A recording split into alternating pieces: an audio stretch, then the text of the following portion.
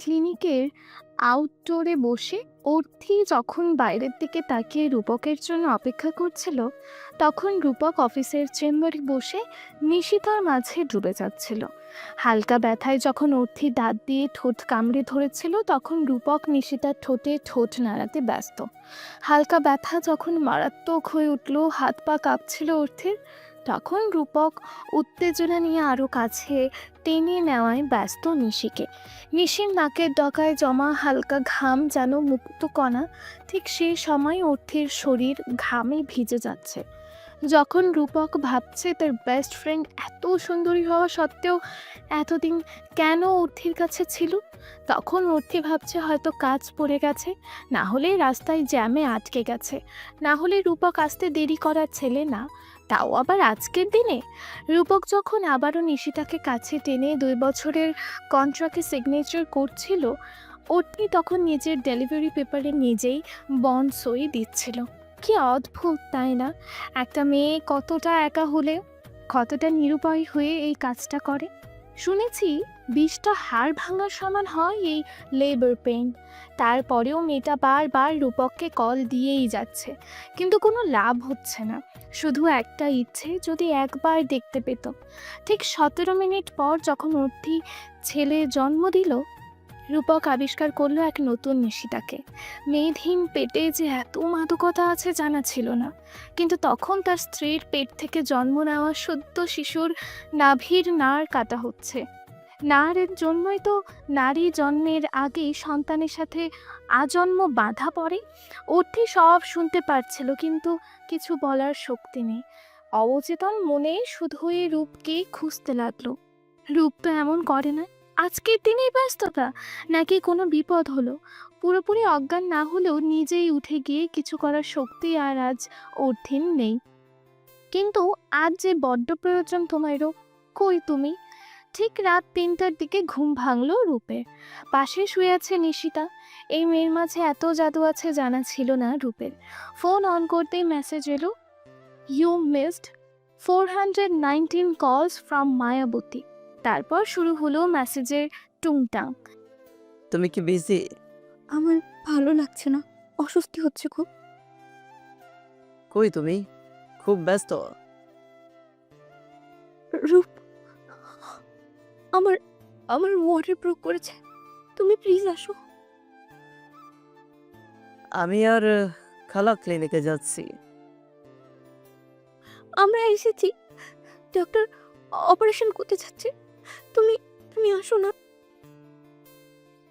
এই তুমি ঠিক আছো তো? ওটিতে ঢুকেছে, জানি না আর দেখা হবে কিনা। পারলে একবার এসো। অভিমান না, আমি বুঝি কাজের চাপ তোমার ইদানিং একটু বেশি। ভালো থেকো। এরপর আর কোনো মেসেজ নেই। বুকের ভিতরটা ধক করে উঠল রূপের। উঠে উঠে ঠিক আছে তো? রূপ যখন উঠতে যাবে তখন অনুভব করলো নিশিতা উঠে তাকে পেছন থেকে জড়িয়ে ধরে আছে। রূপ, আমি তোর কাছে কোনোদিন কিছু চাইনি, শুধু একটা রাত চেয়েছি। তুই আমার কাছে আজ প্রতিজ্ঞাবদ্ধ, আজ তুই কোথাও গেলে আমি সত্যি মরে যাব। নিশিতার ঠোঁটের স্পর্শ পেয়ে রূপ মন থেকে চলে যেতে চাইলেও শরীর সায় দিল না।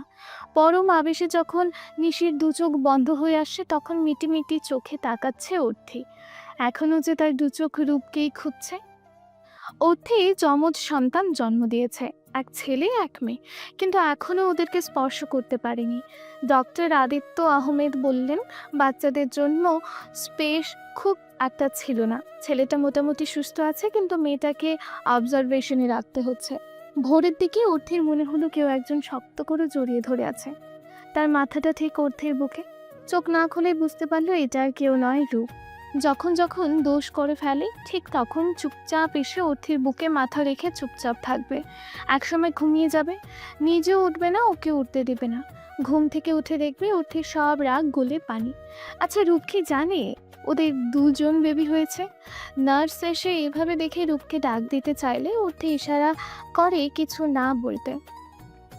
আপনার কষ্ট হচ্ছে না? নার্সের প্রশ্নে অর্থি শুধু মাথা নেড়ে না বলে। ঘুম থেকে উঠে রূপ দেখে অর্থি জেগে আছে। রূপের অপমান বোধ কাজ করছিল। এই মেয়েটাকে এই সময় একা ফেলে যাওয়া ঠিক হয়নি। আগে থেকেই সে জানতো যে কিছু কমপ্লিকেশন আছে, তারপরেও নিজের দু হাত দিয়ে অর্থিকে স্পর্শ করতে বিবেকে বাজছে। সব থেকে কঠিন সময় এই সময়। ভরসায় হাত চেয়েছিল মেয়েটা। একটা সময় মেয়েটা রূপের জন্য সব ছেড়েছিল, কিন্তু আজ আমাকে একটু পানি দিবা, গলা শুকিয়ে গেছে। মোটেই না, সারাই চলছে। একটু প্লিজ, না হলে মরেই যাব। না, একটুও না। আমি মরে গেলে তো তুমি খুশি হও, কালকে বিয়ে করতে পারবা, কিন্তু আমার সন্তান দুটো তো এতিম হবে। কথাটা রূপের বুকে গিয়ে কাঁটার মতন বিঁধেছে। আচ্ছা, ওকে কিছু বুঝতে পেরেছে? না হলে এসব কেন বলছে? কেবিন থেকে বেরিয়ে যাওয়ার সময় মেসেজের শব্দ হলো। দেখলো নিশি। থ্যাংক ইউ সো মাচ কাল রাতে এতগুলো ভালোবাসার জন্য। Love you. রূপ রিপ্লে দিল না। মোহে পড়ে হয়তো সে ভুল করেছে, কিন্তু এক ভুল বারবার করলে সেটা পাপ হয়। মেসেজ মিউট করে রেখে দিল সে। দেখতে দেখতে কেটে গেল আরো কয়েকটা দিন। ছেলেকে কোলে পেয়েছে, কাল মেয়েকে দিবে। দিলেই ওরা বাসায় চলে যেতে পারবে। এই কয়দিন রূপ অফিস সাইট কোথাও যায়নি, শুধুই অর্থের কাছে ছিল। পুরো দুনিয়া যখন এখানে, তাহলে ফোন দিয়ে কি হবে? আর অর্থের খেয়াল রাখতেই সময় পায়। ফোন চার্জে দেওয়ার সময় সে পায়নি। 2 দিন পর ফোন অন করে দেখে নিশিতার অনেক মেসেজ। শেষ মেসেজটা এমন ছিল, তুই যদি এখন না আসিস, মিলিয়ে নিস, আমি সুইসাইড করব। সাথে হাত কাটার একটা ছবি।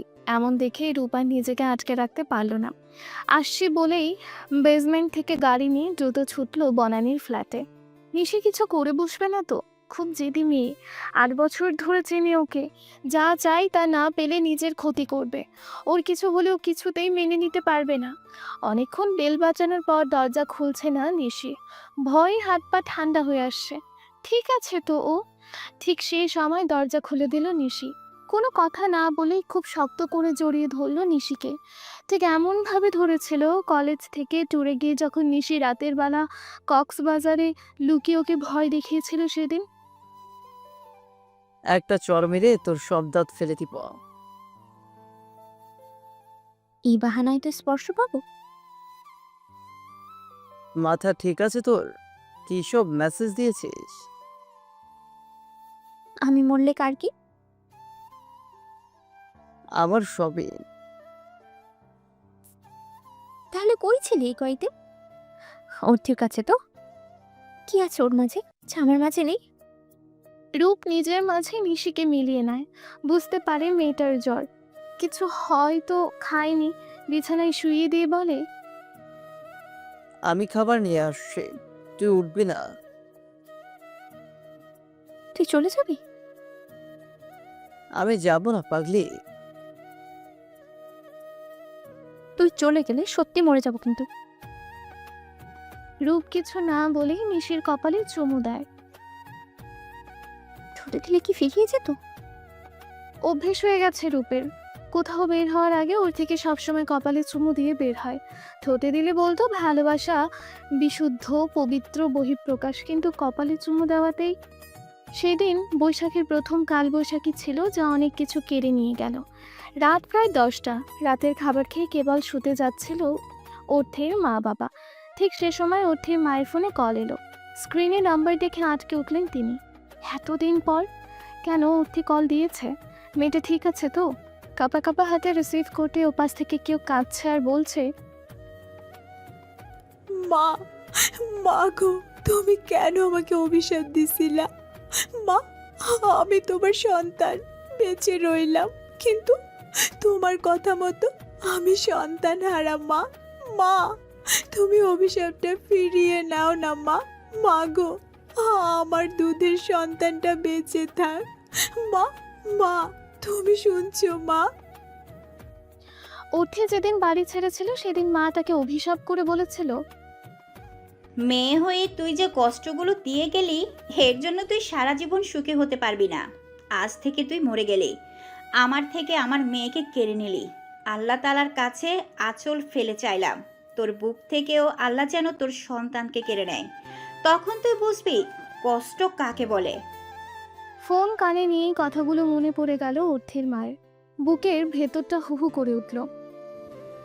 মা, জানো মা, আমার দুদিনের মেয়েটা আর বাঁচবে না মা। জন্মের পর থেকে মা ওকে তো বুকেই নিতে পারিনি। মা, আমি তোমার পায়ে ধরি, অভিশাপটা ফিরিয়ে নাও মা। কল কেটে গেল। অর্থের মা চুপচাপ আছে। ওর বাবা জিজ্ঞেস করছিল কি হয়েছে। কিছুক্ষণ চুপ থাকার পর সবটা জেনে ঝড় মাথায় নিয়ে বেরিয়ে পড়ল। মেয়ে তার খুব আদরের। সেদিন বাধ্য হয়েছিল বাড়ি ছাড়তে, কিছু বলতে পারিনি। চুপচাপ ওর বাসার সামনে মসজিদে নামাজ আদায় করে একটু দেখার আশায়। বাবা মাকে দেখে অর্থে কান্নায় ভেঙে পড়ে। মা সান্ত্বনার বাণী দিলেও কি কান্না থামে? বাবা যেন মরিয়া হয়ে উঠেছে। যদি কিছু করেই হোক নাতনিকে বাঁচাতে, যদি আল্লাহ একটু রহমত করে। মেয়ের উপর অভিমান, তাই বলে মন থেকে বলিনি কথাগুলো। আল্লাহ তুমি মাফ করো গো, আল্লাহ গো রহমত করো, মেয়ের মুখের দিকে তাকাও। রূপ ফিরে এসে দেখে নিশি বিছানায় শুয়ে আছে, হাতে রূপের ফোন। স্ক্রিনে ভেসে আসে ওঠের হাসি মুখ। ওঠের মুখটা দেখে বিবেক যে বাঁচছে। মেয়েটা যে ক্লিনিকে, কিন্তু নিশিকে ছেড়ে যাওয়াটা যে সম্ভব না। মেয়েটার খুব জ্বর। খাবার খেয়ে নে। ওকে ছেড়ে দে। মানে? বুঝিস না তুই? এই মেয়েকে ছেড়ে দে, চল অন্য কোথাও যাব, ছোট সংসার বানাবো, চল না। কি বলছিস এসব? কি মেডিসিন নিবি? আয়। আগে বল, তুই ওকে ছাড়বি? না হলে খাবো না। একটা থাপ্পড় মারব। আয় দিকে খেয়ে নে। আমি তোর এই শাসন খুব মিস করি, তোকে খুব ভালোবাসি সেই প্রথম থেকে। নিশি এসে চুপচাপ বিড়াল ছানার মতন রূপের বুকে মাথা রাখে। জ্বরটা মনে হয় ক্রমশ বাড়ছে। দূর থেকে আজানের শব্দ আসছে। ঝড় থেমে গেছে। কিছুক্ষণ আগে ডক্টর আদিত্য আহমেদ বললেন মেয়েটাকে বাঁচানোর অনেক চেষ্টা করেছে, কিন্তু বাঁচানো গেল না। উঠে চুপচাপ বসে আছে। আজকে তার চোখ আর রূপকে খুঁজছে না। আজ তার হাত স্পর্শ করতে চাচ্ছে তার অরুণিমাকে। হ্যাঁ, অরুণিমা, রূপ আর অর্থের মেয়ে অরুণিমা। কিন্তু এখন আর নাম রেখে কি লাভ? সবাই তো বলেছে লাশ। সব ফর্মালিটিস পুরো করলো অর্থের বাবা। পশ্চিম আকাশে সূর্য উঠছে, সেদিকে অ্যাম্বুলেন্সের সাইরেন বাজিয়ে নিয়ে চলছে ছোট্ট অরুণিমাকে। অর্থের মা রূপকে খুঁজলেও আজ অর্থে খুঁজছে না। মা মেয়ে কেউ কারো স্পর্শ পেল না। আগেই সব শেষ। মেয়ের লাশ কোলে নিতেই গগন বিদারের চিৎকারে ভেসে উঠল পুরো চারপাশ। ক্লিনার খালাগুলোও যেন কাঁদছে। প্রকৃতি অর্থের সাথে মিলিয়ে কাঁদছে। আহারে মা, আহারে মাতৃত্ব। ছোট্ট অরুণিমাকে অর্থের কোল থেকে নিয়ে নিল ডক্টর আদিত্য আহমেদ। গ্রামের শুরুতেই কবরস্থানে নেওয়া হবে।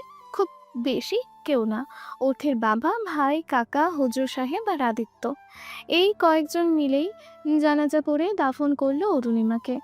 ছেলেটা অর্থের মায়ের কাছে ছিল, শুধু ভাবছিল, আচ্ছা সত্যি কি আমার অভিশাপ লেগেছে? না, সে তো আমার চাইনি। কোনো মা তার সন্তানের এত বড় ক্ষতি চায় না। অর্থের ছেলে যে তার অনন্য পাওয়া, সারা জীবন আগলে রাখবে। দাফন শেষ করতেই দূর থেকে শোনা যাচ্ছে অর্থের চিৎকার। আদিত্য ঠিক যে ভয়টা পেয়েছিল তাই হলো। অতিরিক্ত স্ট্রেস আর কান্নার কারণে অর্থের অবস্থা ভালো না। রাস্তায় আসার সময় ঝাঁকুনি লেগেছে। আল্লাহ জানে সেলাইয়ের কিছু হলো কিনা। সকালে ঘুম ভেঙে নিশিতা দেখে রূপ তার পাশে নেই, কাউচের ওপর ঘুমিয়ে আছে। আচ্ছা, ও এমন কেন? নিজে থেকে কি কখনো কাছে আসতে পারে না? সবসময় কি জোর করতে ভালো লাগে? মাঝে মধ্যে ইচ্ছে হয় ওর হাত ধরে হারিয়ে যেতে। প্রথম দেখাতে যে শুধু ছেলেরা প্রেমে পড়ে এমন নয়, মেয়েরাও পড়ে। ঠিক তেমন অরিয়েন্টেশনের ক্লাসের দিন নিশিতা পড়েছিল। স্বাভাবিক মতো লম্বা, গায়ের রং উজ্জ্বল শ্যামলা, চোখে আলাদা একটা মায়া। জিম করা বডি দেখেই বোঝা যাচ্ছিল। আর মুখে হালকা দাড়িটাও স্টাইল করে কাটা, চুলগুলো উফ, সেখানেই তো মরণ হলো। তারপর কিভাবে যেন বন্ধুত্ব হয়ে গেল, বেস্ট ফ্রেন্ড। কিন্তু মনের কথা জানাতে পারেনি নিশিতা। তার আগে এলো অর্থি। অর্থি কি সত্যি নিজে এসেছিল, নাকি আমি নিয়ে এসেছিলাম? এসব ভাবতে ভাবতে কখন যে রূপের কাছে চলে এসেছে খেয়াল করেনি। মাথায় হাত দিতেই জেগে উঠল রূপ। অর্থির কপালে হাত দিয়ে দেখে নিল জ্বর আছে কিনা। না, এখন আর জ্বর নেই। দেরি না করে বেরিয়ে পড়ল ক্লিনিকের উদ্দেশ্যে। আজ যে তার প্রিয় ভাসিনীকে নিয়ে বাসায় ফিরতে হবে। ক্লিনিকে এসে কেবিনে কাউকে না দেখে বেশ ঘাবড়ে যায় রূপ। খবর নিয়ে সবটা জানার পর মাথায় আকাশ ভেঙে পড়ে। কোন মুখে যাবে রূপ অর্থের সামনে? কোথায় খুঁজবে? কি হলো কিছু বুঝতে না পেরে মাথায় হাত দিয়ে বসে পড়ে রিসেপশনের এক পাশে। কিছুক্ষণ পর লিফটে নামতেই খেয়াল হয় অর্থির ভাই অ্যাম্বুলেন্স থেকে নেমে আসছে। অ্যাম্বুলেন্সের ভেতর থেকে কোলে করে অর্থিকে নামালো আদিত্য। স্ট্রেচারে শুইয়ে দিয়ে বলল দ্রুত নিয়ে যেতে। ঠিক সে সময় ঘটল বিপত্তি। বিদ্যুৎ না থাকায় লিফট বন্ধ। স্ট্রেচারে করে 6 তলায় ওঠানো পেশেন্টকে সম্ভব না। এত কিছু ভাবার সময় নেই। অনেকটা ব্লিডিং হয়ে গেছে, দ্রুত নিতে হবে। ডক্টর আদিত্য কিছু না ভেবেই অর্থিকে কোলে নিতে উঠানোর সময় কেউ এসে তার হাত ধরে বলে, আমার স্ত্রী, আমি নিতে পারবো। রূপের মুখের দিকে তাকিয়ে আদিত্য কিছু বলতে নিয়েও নেয় না। এখন সময়টা অধিকারের নয়, দায়িত্বের নয়। এখন সময় হলো এই পরীটাকে বাঁচানোর। কিছুক্ষণ আগেই তো আদিত্য ছোট্ট একটা পরীকে নিজ হাতে দফন করে এলো। সে এখন চায় না তার মিষ্টি পরীকে হারাতে। সাদা বেডশিটের অনেকটা রক্তে লাল হয়ে গেছে। ব্যথার মেয়েটা কুঁকড়ে যাচ্ছে। ইন্টারনাল ব্লিডিং বেশ ভালোই হয়েছে। কমপ্লিকেশন তো আগেই ছিল। শরীরে রক্ত কম থাকায় জরুরি ভিত্তিতে অর্থের শরীরে রক্ত দিতে হবে। ভাই বাবা যেন মরিয়া হয়ে উঠেছে। কি করবে? মা তো নাতিকে কোলে নিয়ে পাথর হয়ে বসে আছে। রূপ দাঁড়িয়ে আছে আইসিইউর সামনে। আদিত্য দিশেহারা হলেও যথেষ্ট শান্ত রয়েছে। আচ্ছা, পারবে তো সে তার ছোট্ট পরীটাকে বাঁচাতে? ব্লিডিং কিছুতেই বন্ধ হচ্ছে না। 19তম ব্লাড ব্যাগ চলছে। যত দ্রুত সম্ভব ব্লিডিং বন্ধ করতে হবে। রূপ শুধু তাকিয়ে দেখছিল।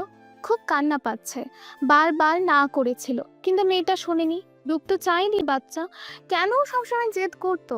কিন্তু যখন কনসিভ করলো সেদিন আলাদা অনুভূতি ছিল। কানের কাছে গিয়ে ফিসফিসিয়ে বলা, এই যে সিনিয়র চৌধুরী, জলদি আপনার জুনিয়র চৌধুরী আসছে। আমি যে মা হতে চলেছি। রূপের হুঁশ ফেরে আদিত্য আহমেদের কথায়। অর্থের ভাইকে কিছু একটা আনতে বলেছিল। আমি যাচ্ছি। আয়ান, তুমি চলতে চাও? আয়ান চলে যাওয়ার পর এই দায়িত্বটা যদি কাল রাতে দেখাতে, তাহলে আজ তোমার মেয়েও বেঁচে থাকতো আর অর্থের অবস্থা হতো না। সারা রাত কেউ চোখের পাতা এক করতে পারেনি। আদিত্য সব সময় অর্থের পাশেই ছিল, সাদা একটা চাদর দিয়ে ঢেকে রাখা, মুখে অক্সিজেন মাস্ক। খুব ইচ্ছে হচ্ছিল ওর থেকে জড়িয়ে ধরে কাঁদতে, কিন্তু সে তো থানার অধিকার নয়। সাদাতে তো সব সময় মেয়েটাকে ভালো লাগে আদিত্যর, কিন্তু আজকের সাদা বড্ড বেশি ভয়ঙ্কর। কিছুক্ষণ পর পর আদিত্যর হাত স্পর্শ করছে অর্থির হাত। শুধুই কি পালস চেক করার জন্য, নাকি পরীটাকে ছোঁয়ার আশায়? একজন সন্তান জন্ম দেওয়ার সময় মায়ের যে পরিমাণ কষ্ট হয়, যদি সৃষ্টিকর্তা মায়ের শরীরে ধৈর্য না দিত তাহলে কোনো নারী সন্তানকে জন্ম দিতে পারতো না। তাই তো বলে মায়ের প্রসবকালীন সব যন্ত্রণা মুছে যায় যখন সে সন্তানের দিকে তাকায়। 2 দিন সময় লাগে অর্থির উঠে বসতে। কেবিনে শিফট করার পর রূপ সবাইকে অনুরোধ করে বাইরে চলে যেতে। অর্থির মা বাচ্চাকে রূপের কোলে দেয়। অসুস্থ হওয়ার পর সে বাচ্চাকে দেখেনি পর্যন্ত। ছেলেকে পাশে শুইয়ে দিয়েই রূপ অর্থির বুকে মাথা রাখে। বাচ্চাদের মতন কান্না করতে থাকে। শক্ত করে জড়িয়ে আছে সে। অর্থি কখনো রূপকে এভাবে কাঁদতে দেখেনি। হ্যাঁ, দেখেছিল যেদিন রূপের বাবা মা একসাথে অ্যাক্সিডেন্টে মারা যায়। দাফন করে আসার পর খুব কেঁদেছিল রূপ। সেদিন অর্থের বুকে প্রথম মাথা রাখে রূপ। সম্পর্ক ছিল না কিছুই, তবু যেন রূপ ভরসা আর সাহস সব খুঁজে পেয়েছিল। তারপর থেকেই তো ধীরে ধীরে পথ চলা। এদিকে বাচ্চাটাও কান্না শুরু করে দিয়েছে। ভাঙা ভাঙা গলায় দুর্বল অর্থি বলে, কি করছো? বাপ ছেলে মিলে কান্নাকাটি শুরু করে দিলে কেন? শোনো, ছেলেকে আমার কোলে দাও। আরে উঠো না। রূপ উত্তর না দিয়ে আরো শক্ত করে জড়িয়ে ধরে। সে ছাড়া যে আর কেউ নেই তার। আরে উঠো না, ছেলের গলা শুকিয়ে গেল তো। রূপ উঠে ছেলেকে কোলে দিয়ে অর্থির কপালে চুমু দেয়। অপরাধ বোধ যে কুড়ে কুড়ে খাচ্ছে।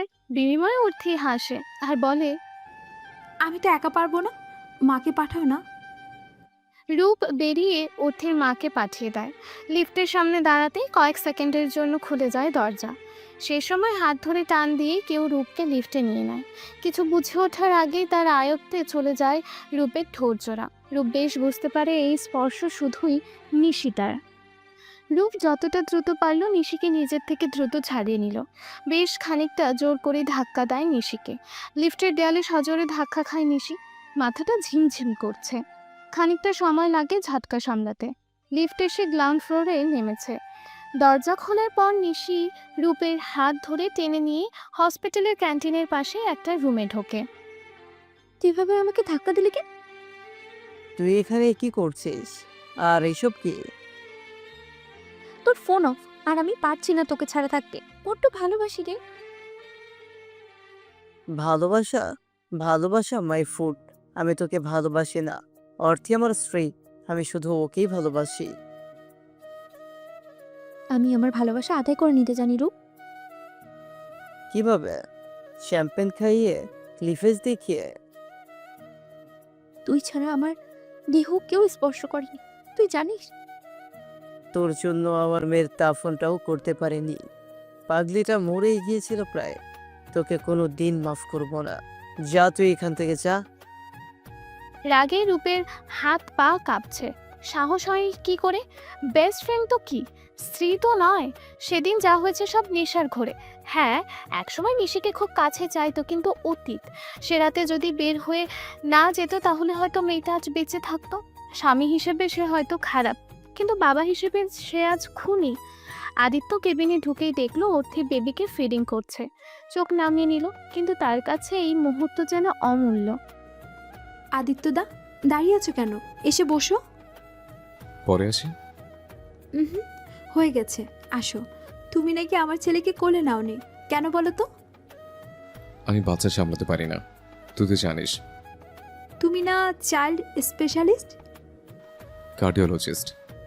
সে যাই হোক, নাও তো আমার ছেলেকে। আদিত্য উঠে গিয়ে কাছের চেয়ারে বসে। অর্থি খুব সাবধানে কোলে দেয়। আদিত্যর অনুভূতিটা ভিন্ন ছিল না। অরুণিমাকে কোলে নিয়েছে সে। মনে হচ্ছে এরা যেন আদিত্যরই অংশ। অর্থির কাছে এসে রূপ চুপচাপ দেখছে। অর্থির হাত রূপের হাতে। সে চাইছে অর্থিকে সবটা বলতে, কিন্তু কিছুটা সময় দরকার। ঠিক সে সময় হন্তদন্ত হয়ে ঢুকলো আবির। স্যার স্যার বলতে বলতেই মুখে ফেনা উঠে গেছে। স্যার, আপনাকে এখনই খুলনা যেতে হবে। কেন? স্যার, কিছু সমস্যা হয়েছে ফ্যাক্টরিতে। তোমরা আছো কি করতে? আমি যাব না। স্যার, অনেক ক্ষতি হয়ে যাবে। কিন্তু রূপ তার কথায় অনড়। সে যাবে না। ওর থেকে সে 2 দিনের জন্য ছেড়েছিল। 2 দিন অনেক কিছু কেড়ে নিয়েছে আর না। অর্থির কথা রূপ ফেলতে পারল না, তাকে যেতেই হচ্ছে। অর্থির ফ্যামিলি আশ্বাস দিয়েছে খেয়াল রাখবে, কিন্তু রূপের মন কু গাইছিল। আদিত্য চেম্বারে বসে আছে। কিছুক্ষণ আগে ওটি করে এসেছে। চোখে শুধু সে 15 বছর বয়সী অর্থি। কানে বাজছে তার ডাক, আদিত্য দা। এই যে দেখুন, ভুলেও আমাকে আপনার বউ ভাববেন না।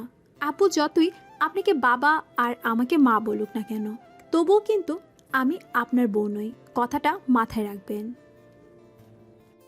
রাজশাহী থেকে ঢাকা এসে বেশ খানিকটা খারাপ লাগছিল আদিত্যর। সবে সে এই বাসায় এসেছে।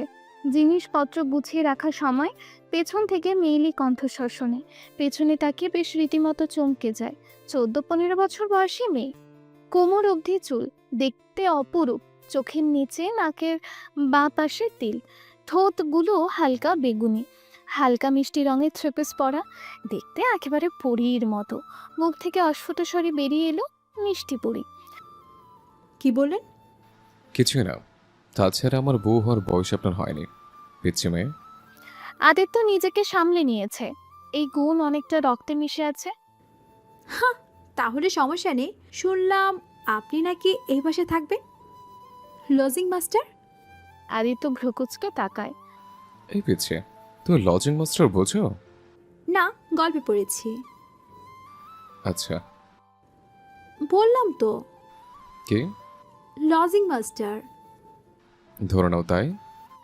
আদিত্যর বেশ খানিকটা সময় লেগেছিল এই মেয়েকে বুঝতে। সত্যি কি কিছু বোঝে না, নাকি না বোঝার ভান করে? কিছুদিন যেতেই বোঝে না এই মেয়েটা সত্য এমন। একদিন রাতে আদিত্য বসে পড়ছিল, হঠাৎ মনে হলো কেউ যেন কাঁদছে। আন্টি বাসায় নেই, আয়ানকে নিয়ে গ্রামে গেছে, আঙ্কেল ফেরেনি, খালা বাজারে গেছে ফেরেনি। তবে কে কাঁদছে? রুম থেকে বেরিয়ে বুঝতে পারে কান্নার শব্দটা অর্থির রুম থেকে আসছে। দৌড়ে রুমের কাছে গিয়ে ভেতরে ঢুকতেই অর্থি আদিত্যকে ধাক্কা দিয়ে ওয়াশরুমে চলে যায়। অকক করে বমি করতে করতে পেটে হাত দিয়ে বসে পড়ে। আদিত্য ধরে রুমে নিয়ে এসে শুইয়ে দেয়। সেদিন প্রথম কোনো মেয়েকে এভাবে আষ্টে পৃষ্ঠে জড়িয়ে ধরে। অনুভূতি বলার ছিল না। কিছুক্ষণ পর বুঝতে পারে বিষয়টা। কিচেনে গিয়ে গরম পানি এনে দেয়। ছ্যাক নাও, কমে যাবে। আমি পারবো না, আমার বমি আসছে, আমি মনে হয় বাঁচবো না। আম্মুকে রেখে দিন, আমার সময় শেষ। আদিত্য প্রায় হেসে ফেলে, হাসি থামিয়ে বলে, আগে আমার ব্যথা হতো না, আজকেই প্রথম। আজকেই প্রথম। আম্মু বলতো রাস্তায় কিচ্ছু খাবি না, কিন্তু আমি আজকে তেঁতুলের আচার খেয়েছি। মনে হয় তাতে কাচের গুঁড়া ছিল। আমার পেটের নাড়ি বুড়ি কেটে রক্ত বের হচ্ছে। আমি আর বাঁচবো না। তুমি কোন ক্লাসে পড়ো? ও আল্লাহ, তুমি দড়ি ফালাও, আমি উঠি, আমি মরি। আর সে বলে কোন ক্লাসে পড়ি? 9-এ পড়ি। 9 বুঝছেন? আল্লাহ গো, তুমি কই? আমারে নাও, এত কষ্ট দিয়ে নিবা কেন? আমি কি দোষ করেছি? বলেই কান্না শুরু করে দিল। আদিত্য হাসছিল, বলল, চুপচাপ শুয়ে থাকবে। এটা নাও, এখানে ধরে থাকবে, আমি আসছি। বাইরে থেকে লক করে দিয়ে যাব। আমি আঙ্কেল ছাড়া কেউ এসে মরে গেলেও খুলবে না। কিছুক্ষণ পর আদিত্য আসে। অর্থের হাতে একটা প্যাকেট দিয়ে চলে যায়। ততক্ষণে পেট ব্যথা কিছুটা কমেছে। অর্থে প্যাকেট খুলে ভাবাচাকা খেয়ে যায়। বইতে পড়েছিল বটে, কিন্তু আজকের দিন সে কিশোরী থেকে ধীরে ধীরে যৌবনে পা রাখতে চলেছে। কিছুক্ষণ পর ওয়াশরুম থেকে বেরিয়ে এসে দেখে আদিত্য বসে আছে। চুলগুলো ঠিক করে বাঁধো তো, বেরোনি করো। অর্থে দায় করলো, লজ্জায় মরে যেতে ইচ্ছে করছে। আল্লাহ, তুমি দড়ি ফালাও, আমি উঠি। আদিত্য অর্থের হাত ধরে বসে ওকে সবটা বুঝিয়েছিল। অর্থি মাথা নিচু করে বসেছিল, কিন্তু ভয় পাচ্ছিল না। সেই দিনের পর থেকে পাল্টে যায় সম্পর্ক, শুরু হয় বিশ্বাসের পথ চলা। তারপর বাকি 5টা বছর অর্থিকে কখনো ব্যথায় কাঁদতে হয়নি। আদিত্য ছিল তো। স্যার স্যার স্যার, ম্যামের প্রচণ্ড পেইন হচ্ছে, খুব কান্না করছে। বসে বসেই স্মৃতিতে অস্তিত্বশীল হয়ে উঠেছিল আদিত্য। আদিত্য জানতো এটাই হবে। জেনেটিকভাবেই মায়ের থেকে রোগ পেয়েছে। দীর্ঘশ্বাস ফেলে আদিত্য দ্রুত পায়ে ছুটে চলল কেবিনের দিকে। সারা দিন কাজ করে ফার্ম হাউসে ফিরে খুব ক্লান্ত লাগছে রূপের। গা এলিয়ে দিতে কারো স্পর্শ অনুভব করছে। অর্থির স্পর্শ। যখন যখন বাইরে থাকে মনে হয় অর্থি আশেপাশে আছে, কিন্তু চোখ খুলেই দেখে কেউ নেই। হাতটা ধীরে ধীরে রূপের শার্টের বোতাম খুলতে থাকলেই রূপ ধাক্কা দিয়ে সরিয়ে দেয়। হ্যাঁ, নিশি। এবারের ধাক্কাটা বেশ জোরেই লেগেছে। নিচে বসে পড়েছে। তোর সমস্যা কে নিশি? তোর কি সমস্যা? তুই কেন আমার সাথে এমন করছিস? তুই কি জানিস না, বুঝিস না, সবকিছু ভুলে গেলি? না, ভুলিনি, সব মনে আছে, কিন্তু এখন অর্থে আমার দায়িত্ব, আমার কর্তব্য, আমার ভালোবাসা, আমার স্ত্রী। স্ত্রী? হাসালি রূপ, ভুলে গেছিস? তুই কখনো ওর দিকে ভালোবাসিসনি।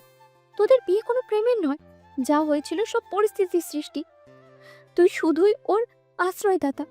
সেদিন তুই ওকে আশ্রয় না দিলে হয়তো আজ ওর কোনো অস্তিত্বই খুঁজে পাওয়া যেত না। ও শুধুই তোর আশ্রিতা, আর আশ্রিতা কখনো স্ত্রী হতে পারে না। আমি মানি না, তুই শুধু আমার। ভুলে যা 3টে বছর প্লিজ, নাহলে আমি যে মরে যাব। রূপ প্লিজ। আদিত্যকে দেখেই অর্থে হাত বাড়িয়ে দিল। মেয়েটা যেদিন থেকে আদিত্যকে পেয়েছিল সেদিন থেকে অসুস্থ হলে এভাবে হাত বাড়িয়ে দিত। আন্টিকে আজ অনেক বলে বাসায় পাঠানো হয়েছে। সবসময় দেখার জন্য নার্স রয়েছে। আদিত্য তো আছেই। হঠাৎ করে জ্বর কেন আসলো বুঝলো না। জ্বর আসলে তো অর্থি আদিত্যর সাথে পাগলামি করতো, যা সকালে উঠেই ভুলে যেত। এখন কি তাই করে? মেডিসিন দেওয়ার পর মেয়েটা একটু ঘুমিয়েছে, হাত ছাড়েনি। ওর মুখের দিকে তাকিয়ে থাকলে ঘোর লাগা ভালোবাসা কাজ করে। অতীতে ফিরে আসে। মেডিকেল লাইফটা প্যারাময়। 2 দিন পর পর এক্সাম, পড়তে পড়তে কাহিল অবস্থা। পড়ার টেবিল ছেড়ে সবে মাত্র উঠবে, বিছানায় ওর থেকে দেখে বেশ চমকে গিয়েছিল। তারপর মনে হলো এটা নতুন নয়, প্রথম যেদিন ওর থেকে নিজের বিছানায় পায় সেদিন মাত্র 17 দিন হলো এই বাসায় এসেছে। ওর থেকে নিজের পাশে দেখে ভয়ের থেকে অবাক হয় বেশি। এ মেয়ে তো তার সাথে ঠিকঠাক কথাই বলে না, তার থেকে বড় লোকলজ্জার একটা বিষয় আছে। সে ছেলে, তার কোনো সমস্যা নেই, কিন্তু ও তো মেয়ে। ছেলেদের চরিত্র রঙিন কাপড়ের মতো, যেখানে কাদার ছিটা লাগলে বোঝা যায় না, কিন্তু একটা মেয়ের চরিত্র তো সাদা কাপড়ের মতো, একটু দাগ লাগলেই সবার নজরে পড়ে।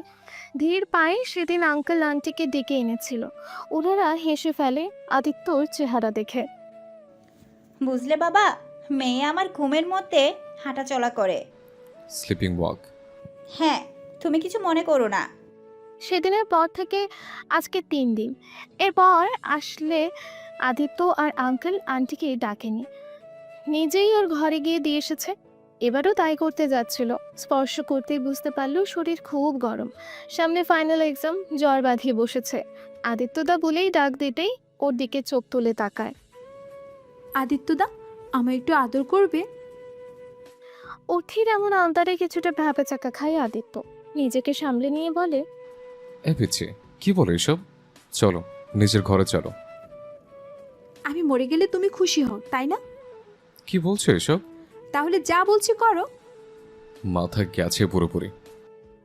অথি কিচ্ছু বলে না, কিছুক্ষণ পর উঠে যেতে নিয়ে পড়ে যাচ্ছিল, আদিত্য ধরে ফেলে। থাক, আর দয়া দেখাতে হবে না। আদিত্য কোনো পাত্তা না দিয়ে কোলে উঠিয়ে নিয়ে যায় রুমে। অথির মাকে ডাকার পর দেখে ওর জ্বর। আন্টি পানি আনতে গেলে আলতো করে মাথায় হাত বুলিয়ে দিতে দিতে বলে, এ নাও, করলাম আদর। খুশি? পরদিন সকালে। জ্বর কমছে না? হুম। বলনি কেন? আদিত্য না বললে তো জানতামই না। নিজের খেয়াল রেখো, আর আজ স্কুলে যেও না।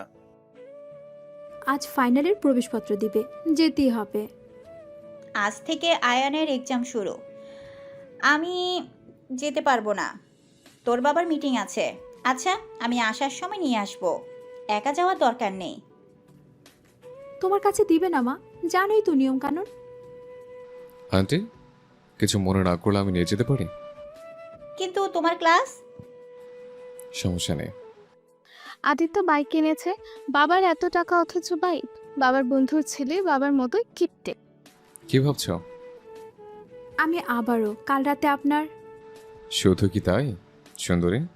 তুমি তো বেশ আবেদনময়ী। এসব ভাষা অথি বোঝে না, তাই চুপচাপ রইল।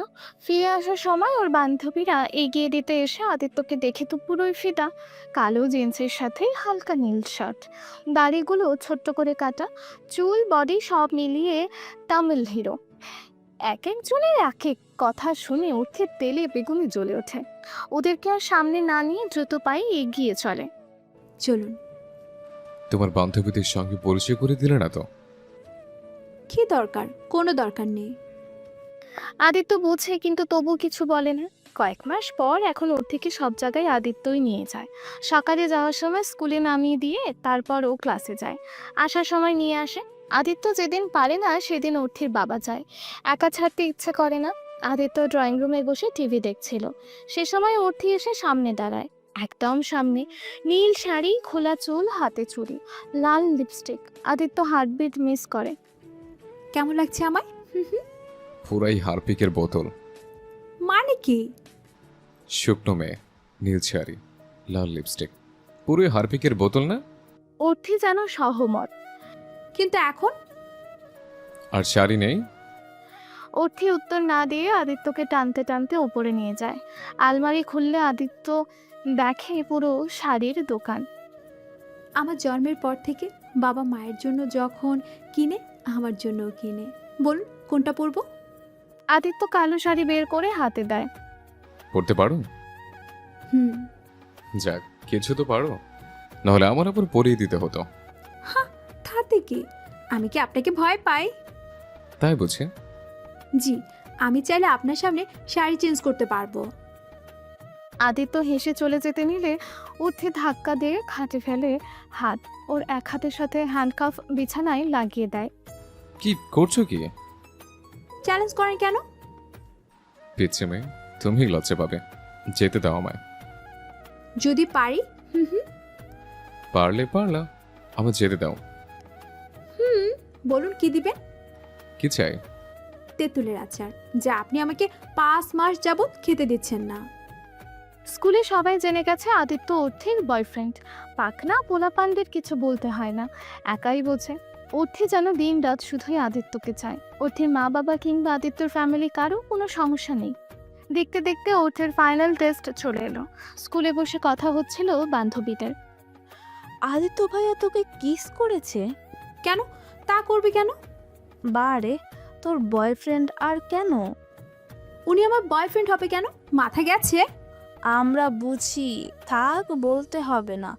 দেখিস আবার যেন ভ্রমর মধু খেয়ে ওড়াল না দেয়। সে সময় আদিত্য চলে আসে।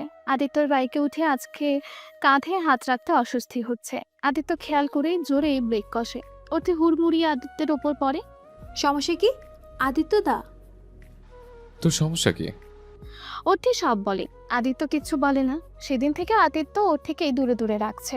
অর্থি বিষয়টা বুঝেও কিছু বলে না। এখন আর সারা রাস্তা অর্থি আদিত্যকে কথার ঝুড়ির গল্প বলে না। দেখতে দেখতে 13 দিন পার হয়ে গেল। এক্সাম শেষ। আদিত্য বসে বসে পড়ছিল। অর্থি আজ শাড়ি পরেছে। চুপচাপ এসে আদিত্যর বিছানায় শুয়ে পড়ে। আদিত্যর রাগ ভাঙানোর এর থেকে উপায় পায়নি সে। অর্থিকে এতদিনে একবারও আদিত্যর রুমে আসতে দেখেনি। খুব ক্লান্ত ছিল অর্থি এক্সাম দিয়ে, তার উপর বাহিরে ঠান্ডা পড়েছে। বিছানায় শুতেই ঘুমিয়ে গেছে। অর্থিকে ছাড়া আদিত্যর থাকতে কষ্ট হচ্ছিল, কিন্তু কখনো তো ওকে ওভাবে স্পর্শ করেনি। চাইলেই সে অনেক কিছুই পারত, কিন্তু তাও মেয়েটা কেন এমন কথা বলল? সিগারেট ফেলে দিয়ে আদিত্য বিছানায় যেতেই অর্থিকে দেখে চমকে যায়। চুলগুলো এলোমেলো, মুখে ছড়িয়ে আছে। শাড়িটা একটু ওপরে উঠে সাদা ধবধবে পা বেরিয়ে আছে। এই মেয়ে নিজের সর্বনাশ নিজেই ডেকে আনবে। এমনিতেই মেজাজ ভালো না, তার উপর এই মেয়ের এইসব। বাচ্চা মেয়ে কিছুই বোঝে না, আসে পাকনামি করতে। কোলে তুলে নিতেই আবার কি যেন হলো, বেশ খানিকটা জোরেই খাটের ওপর ফেলে দেয় ওর থেকে। ঘুম ভেঙে যায়। দেখে আদিত্য বারান্দায় দাঁড়ানো, মাথাটা বেশ ঝিমঝিম করছে। উঠতে গিয়ে শাড়িতে পাড়া লেগে পড়ে যায়। আদিত্য আসে না, অর্থের কানে শুধু বাজতে থাকে। তোমার বাসায় আছি বলে কিন্তু তোমার আয়া না যে তোমার সব আমাকে করতে হবে। তুমি কি সত্যি ঘুমের মধ্যে হাঁটো নাকি অন্য কিছু? প্রতিদিন ড্রামা, ইউজলেস ফেলো, মাঝরাতে ঢং, যত সব। আদিত্য ইচ্ছে করেই এমনটা করে। দিন দিন দুর্বল হয়ে যাচ্ছে। এভাবে থাকলে নিজেকে কন্ট্রোল করা দেয়, কিন্তু সে চায় না তার ভালোবাসার মানুষকে অপবিত্র করতে। অর্থি আর আদিত্যর ঘরে যায় না, কিন্তু অদ্ভুতভাবে ঘুমের মধ্যেও সে এখন আর যায় না। সিঁড়ি দিয়ে নেমে চুপচাপ রান্নাঘরে শুয়েছিল। বাসার সবাই এটা নিয়ে চিন্তিত, কারণ এমনটা হলে যে কোনো সময় মেইন গেটের বাহিরেও যেতে পারে। সবার সমস্যার সমাধান অর্থে নিজেই দেয়।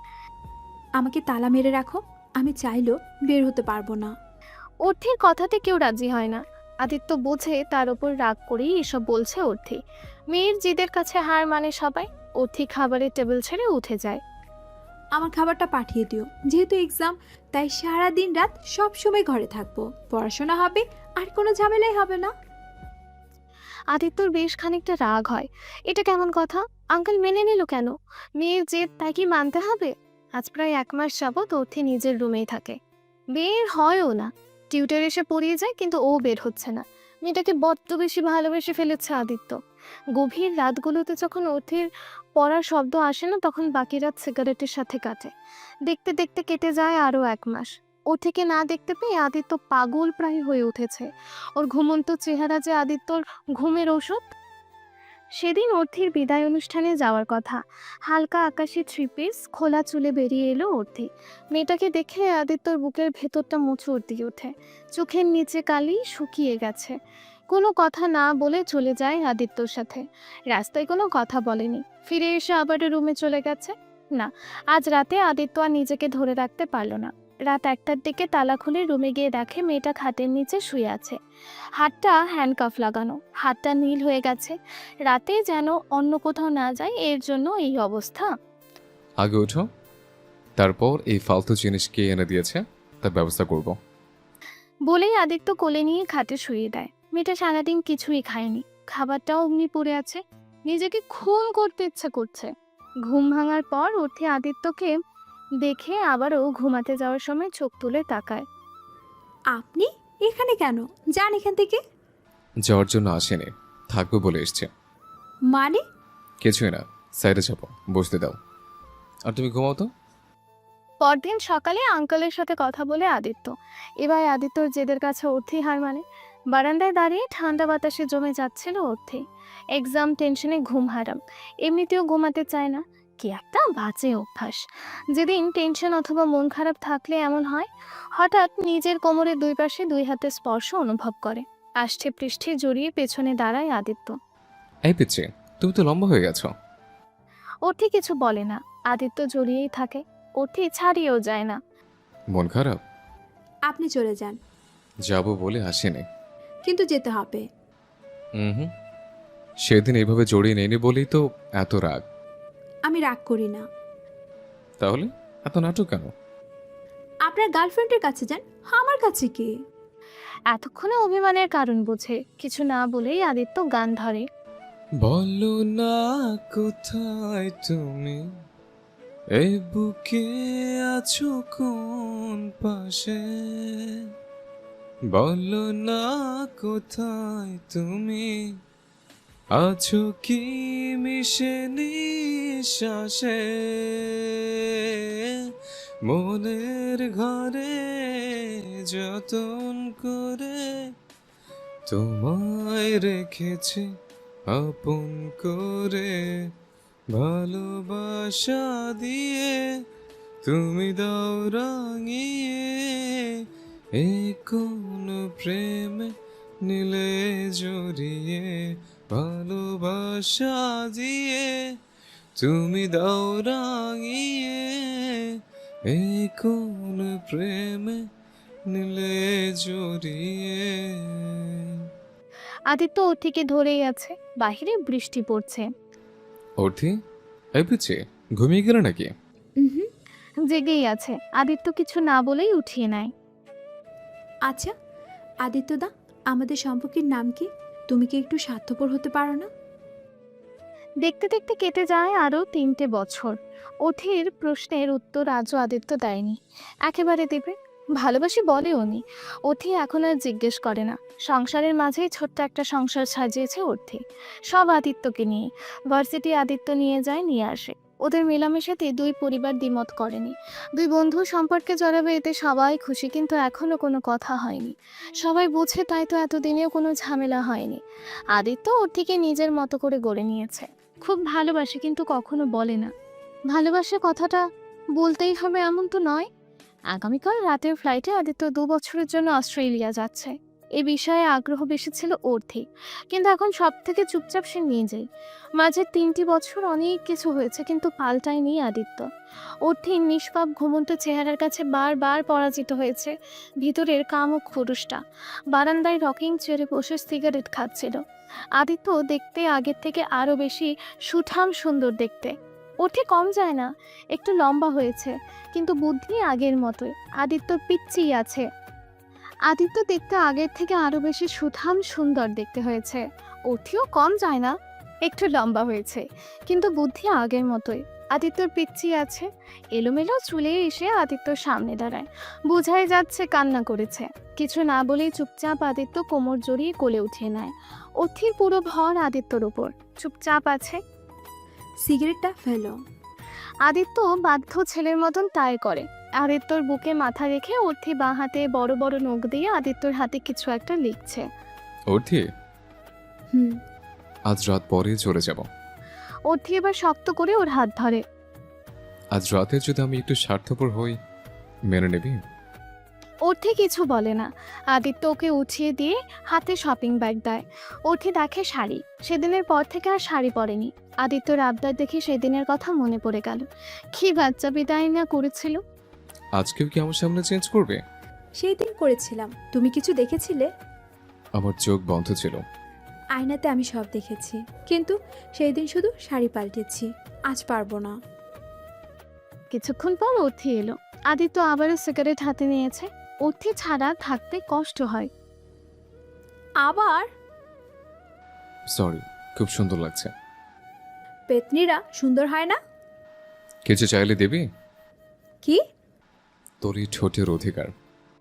ওঠি কিছু বলে না, অবাক বেশি হয়। আদিত্যদা কখনো এমন কথা বলেনি, কখনো না। ঘুমন্ত অর্থি নিজেকে কতবার আদিত্যর বুকে পেয়েছে হিসেব নেই, কিন্তু আজ কি হলো? আদিত্য কিছু না বলেই কোমর ঝুড়িয়ে নেয়। অর্থি আদিত্যর পায়ের ওপর দাঁড়াতেই আদিত্য দেরি করে না। অর্থির ঠোঁটে জাদু নয় নেশা আছে, সিগারেটের থেকেও অধিক। কিছুক্ষণ পর আদিত্য ছেড়ে দেয়। আদিত্যর বুকের ওপর ঘুমন্ত অর্থিকে দেখে পার হয়েছিল সারা রাত। অর্থির ঘুম ভেঙে গেলে দেখে আদিত্য হাত ধরে বসে আছে। ঘুমন্ত চেহারায় বারবার অর্থির প্রেমে পড়ে, কিন্তু এখন আর এসব মানায় না। আদিত্যদা, কেন তুমি আমাকে সেদিন ফিরিয়ে দিয়েছিলে? কেন সেই দিন আমার কথা বিশ্বাস করনি? বাচ্চাটা কেঁদে ওঠে। আদিত্যর ঘুম ভাঙে। এতক্ষণ তাহলে সে অতীত হাতড়ে বেড়াচ্ছিল, যা শুধুই মরিচিকা। সারা রাতেও রূপ নিশিকে বোঝাতে পারেনি, কিন্তু এখন আর হয় না। অর্থি যে তার দায়িত্ব। আজ রূপের জন্য মেয়েটার এই অবস্থা। ভালোবাসা ত্যাগ করা যায়, কিন্তু দায়িত্ব যায় না। পুরুষ মানুষ পৃথিবীতে এমন এক প্রাণী যারা চাইলেও মন খুলে কাঁদতে পারে না। নিশি তার প্রথম ভালোবাসা। সব ঠিকঠাক চললে আজ অর্থের জায়গাতে নিশি থাকতো। কিন্তু কেন এমন হলো? নিশির প্রশ্নের উত্তর রূপের কাছে নেই। বিধাতা না নিয়তিকে খেলছে এই জীবনগুলি নিয়ে। ফোনের রিংটন বাজছে। রূপ ফোন হাতে নিয়ে দেখে আদিত্যর কল। হ্যালো ডক্টর, অর্থি ঠিক আছে? জি, কিন্তু আপনি পারলে আসুন, কিছু কথা ছিল। Anything serious? বলতে পারেন। প্লিজ বলুন। সামনাসামনি বলবো। যতটা দ্রুত সম্ভব আমি আসছি। প্লিজ অর্থিকে দেখে রাখবেন। আদিত্য কল কেটে কেবিন থেকে বেরিয়ে এলো। এই 10 দিনে সে বাসার দিকে যায়নি। অর্থিকে নিয়েই বাসায় ফিরছে। অর্থিকে বাসায় নিয়ে আসা হয়। দোতলায় অর্থির রুমে যেতে হলে সিঁড়ি বেয়ে উঠতে হবে, তাই আদিত্য চুপচাপ অর্থিকে উঠিয়ে নেয়। আজও অর্থি আদিত্যর স্পর্শে কেঁপে ওঠে। ইচ্ছা করছিল চিৎকার করে কেঁদে আদিত্যকে জিজ্ঞেস করতে, কেন তার সাথে এমন করলো? এই সে তার পিচ্চিকে চিনেছিল। কি রে অর্থে, আদিত্যদার কোলে ওঠার অভ্যাসটা এখনো গেল না? ধ্রুব ভাইয়াকে বলতে কোলে নিতে। এবার তো আমার স্বামীকে ছাড়, এই সিঁড়ি বেয়ে উঠতে মরে যাবে না? আদিত্য ওর বুক থেকে মাথা তুলে তাকিয়ে দেখে রুষা কথাগুলো বলছে, তার খালাতো বোন। স্বামী? রুষার স্বামী? কথাটা শুনে আদিত্যর বুকের স্বাদটা খুব জোরে খামচে ধরেছে। আদিত্যদা বিয়ে করে নিয়েছে? ও, কি চিন্তা করিস? কিছু না। যেতে পারবো। তাহলে যা, আদিত্যদা ওকে নামিয়ে দাও। আমার নামাও আদিত্যদা, আমি যেতে পারবো। এতক্ষণ অর্থি আদিত্যর বুকের সাথে মিশেছিল, তাই বোঝেনি। চোখ তুলে তাকাতেই দেখে আদিত্যর চোখ লাল হয়ে গেছে। কোন কারণে সে প্রচণ্ড রকম রেগে আছে। রুষার কথার পাত্তা না দিয়ে আদিত্য অর্থিকে নিয়ে এগিয়ে যাচ্ছে, আর অর্থি বলছে, আমার নামাও আদিত্যদা, আমি যেতে পারবো। আর নিজের বউয়ের সামনে অন্য মেয়েকে কোলে নেওয়া ঠিক না। তাছাড়া এটা ভালো দেখায় না। বিয়ে করেছো বলনি তো? যাই হোক, তোমরা খুব সুখী হবে, অন্তত পবিত্র মেয়েকে পেয়েছো। আর যাই হোক, বিয়ে নামক সম্পর্কে তো অপবিত্র মেয়েকে মেনে নেওয়া যায় না। শেষের কথায় আদিত্য থমকে দাঁড়ায়। বেশ বুঝতে পারে আদিত্যর কথা ওকেই ফিরিয়ে দিল। আদিত্য রুমে ঢুকে দরজা বন্ধ করে দিল। অর্থির হাত পা কাঁপছে। এটা নতুন কিছু না। হুটহাট কোনো শকিং খবর পেলে মেয়েটা এমন করে। আরও কিছু বলতে নিলেই আদিত্য সুযোগ না দিয়ে ঠোঁট রাখে অর্থির 2 ঠোঁটে। সারা শরীর কাঁপুনি দিয়ে ওঠে অর্থির, কিন্তু আদিত্য ছাড়ে না। অর্থি নিজেকে ছাড়িয়ে নিতেই পারে না। কিভাবে পারবে? ও তো এখনো আদিত্যর কোলেই আছে। বেশ খানিকটা সময় পার হয়ে গেলেও ওর থেকে ছাড়ার নাম নেই আদিত্যর। মনে হচ্ছে কত জনমের পিপাসা ছিল, আজ সব শোধ করে নিচ্ছে সে। দরজায় বেশ খানিকক্ষণ যাবৎ ধরে কড়া নাড়ছে রুষা। সেদিকে কোনো খেয়াল নেই। আদিত্য অর্থিকে বিছানায় নামিয়ে দিতে মুখ ডুবালো ওর গলায়। কিছুক্ষণ পর অর্থি আদিত্যকে থামিয়ে কাঁপা কাঁপা স্বরে বলে, আমায় এভাবে শেষ করে দিও না আদিত্যদা, প্লিজ। দরজা খোলো, তোমার বউ দরজার বাইরে। আদিত্যর চোখ আবারও লাল হয়ে গেল। ওর থেকে ছেড়ে দরজা খুলেই দেখে নার্স রুষা দাঁড়িয়ে আছে। নার্সকে উদ্দেশ্য করে আদিত্য বলে, ম্যামকে ফ্রেশ হতে সাহায্য করুন। গোসল করাবেন না, শুধু শ্যাম্পু করে দিবেন চুলে। রুষার হাত ধরে নিয়ে সাথে সাথে দেয়ালের সাথে চেপে ধরে আদিত্য। আমি তোর স্বামী? আমি তোর স্বামী না। বিয়ে ছাড়া অন্যজনকে স্বামী বলতে বাধে না? আর বলেছে না আদিত্যদা বলে ডাকবি না?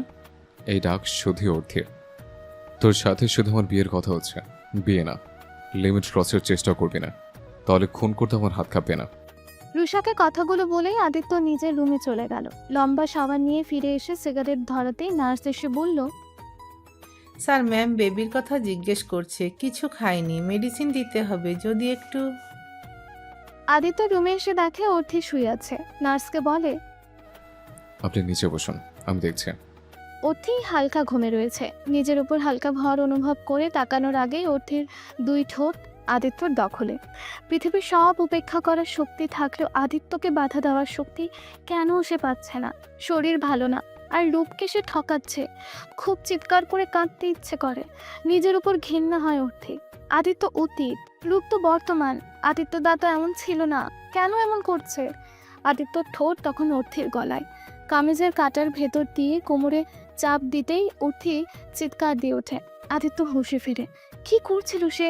দ্রুত উঠে বসে ওপর থেকে কম্বল সরিয়ে নিতে নিতে বলে, বাবু, আমি সত্যি খেয়াল ছিল না। ব্যথা পেয়েছো তুমি? ট্যামেট, কিচ্ছু হবে না, আমি আছি তো। আমার একটুও খেয়াল ছিল না, কি করব? তোকে দেখে আমার মাথায় ঠিক ছিল না।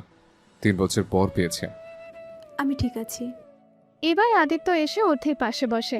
কম্বল টেনে দিতে গিয়ে দেখে অর্থের কামিজ অনেকটা ভেজা। ভ্রু কুচকে তাকায়। চুল ঠিক করে মুছিস নি? কামিজ ভেজে গেছে।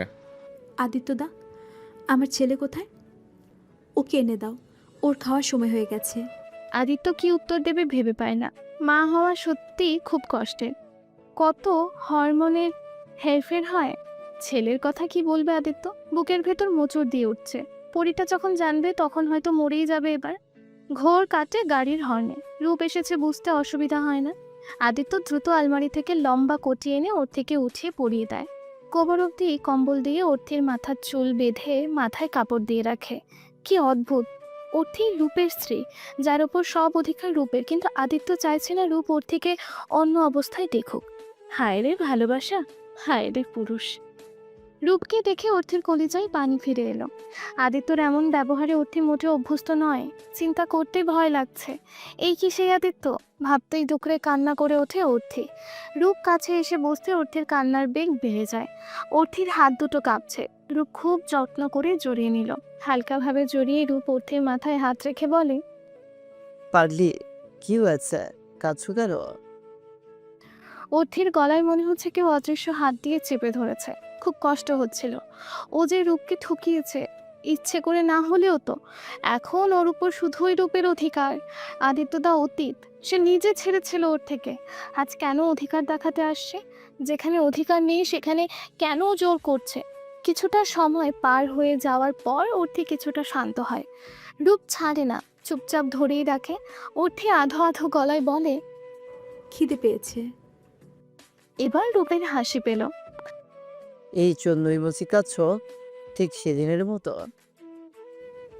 কোন দিনের মতো? কনসিভ করার 23 দিন পর রাতে ফুচকা খাওয়ার জন্য কেঁদেছিলে, মনে আছে? রাত 2টোর সময় ফুচকা এনে দিতে হয়েছিল। ও, এখন খোটা দেওয়া হচ্ছে? রানী সাহেবা খোটা দিতে পারি, তাহলে তো গর্দান যাবে। ওঠে এবার হাসলো। ওঠে এই মানুষটাকে ভালোবাসে না। এর ভালোবাসা দায়িত্ব কে আর কে ভালোবাসে?